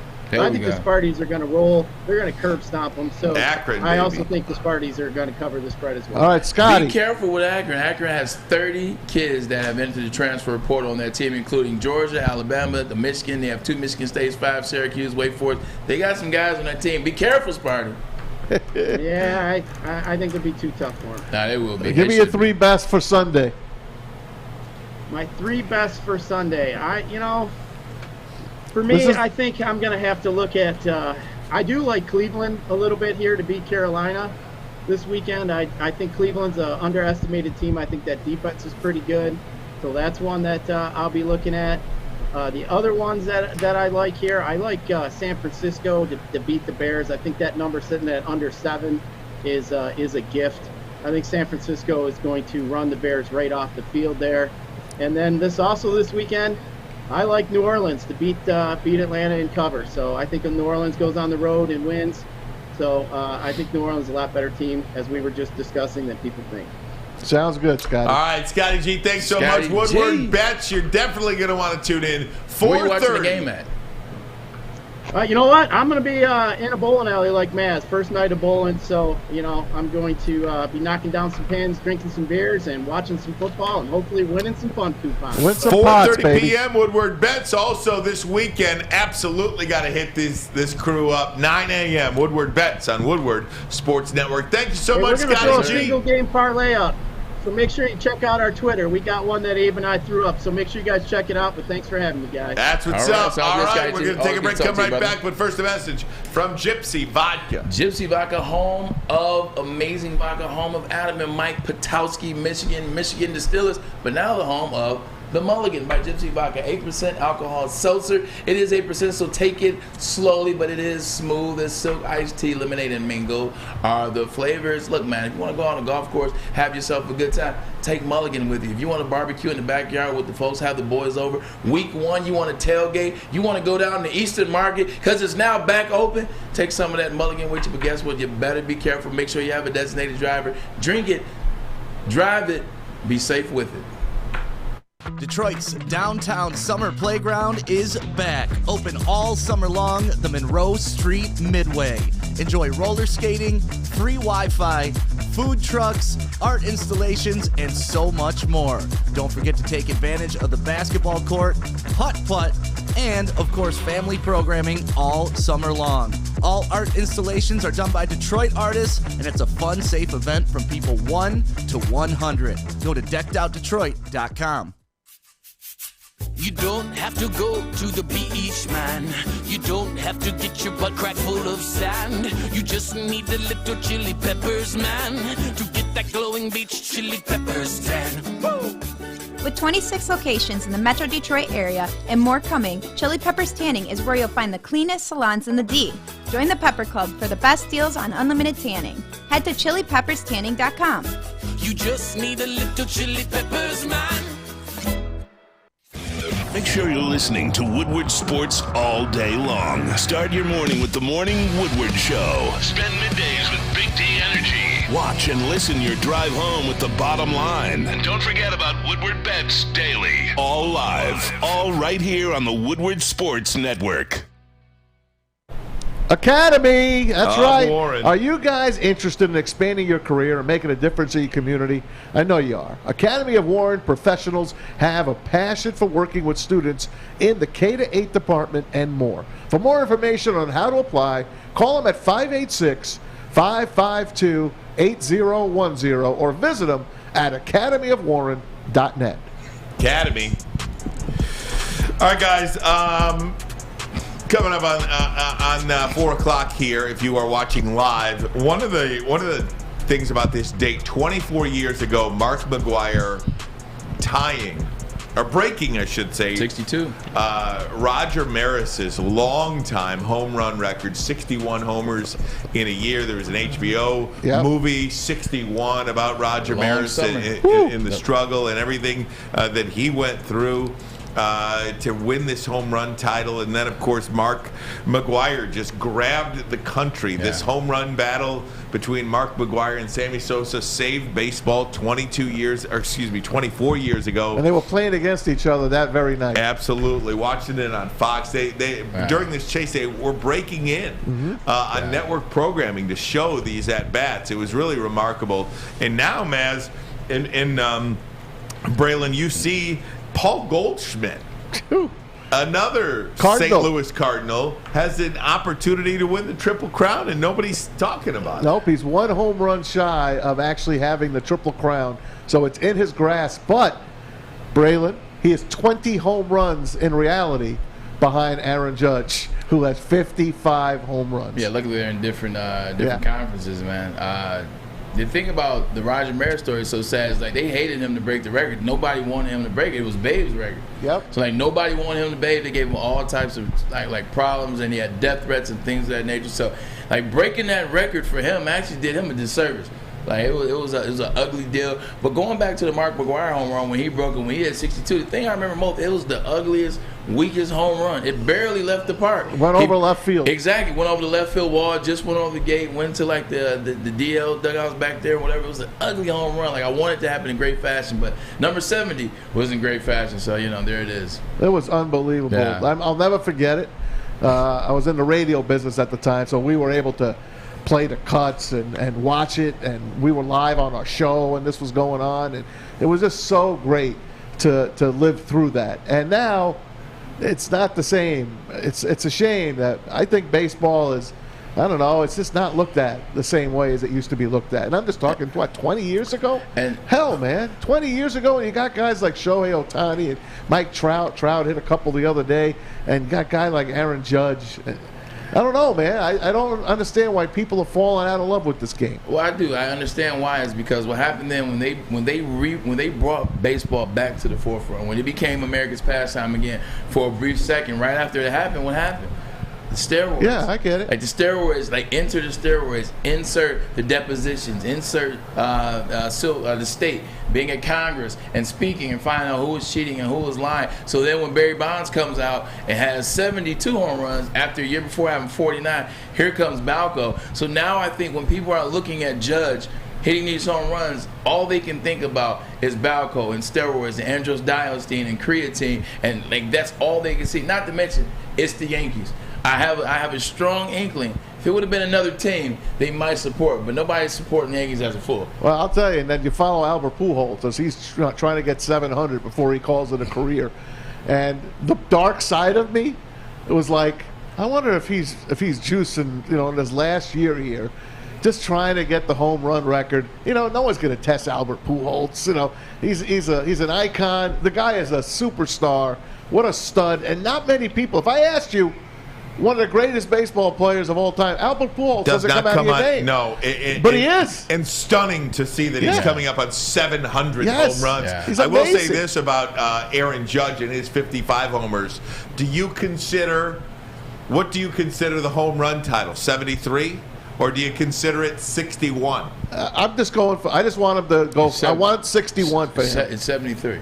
73. I want 61 for him. It's a Yankee record. Yeah, for a Yankee, it's the Yankee record. But if you're talking about what's the record, well, the record's 72 by Barry Bonds. He ain't going to get that. No. Like, nope. No one's ever going to get that. No. 25 games to go for the Yankees. You know, will he hit another 5 to 7 home runs? I think so. I think he gets to 62. 5 in a row. Yeah, I think he gets to 62 for sure. Guys, that's it for us tonight. Enjoy the games tonight. Tell a friend about Woodward Sports Network. Like the show. Morning Woodward. Big D Energy. Ermanni Edwards with Maz. You got the heavyweights, Woodward Bets. We are coming here at Woodward Sports Network. Thank you so much. We will see you tomorrow. Enjoy that football, Braylon. Hey, for all of you outside, your guys are retiring, your ladies are retiring. There is always somebody new. Pujols and Cabrera retiring. Insert Aaron Judge, Serena, Djokovic, Nadal, they're retiring. Insert Tiafoe, insert Alcaraz, insert Coco Gauff. Jordan went to Kobe, went to LeBron, went to Luka, went to Giannis, went to Embiid. There's always going to be a replacement. So don't panic.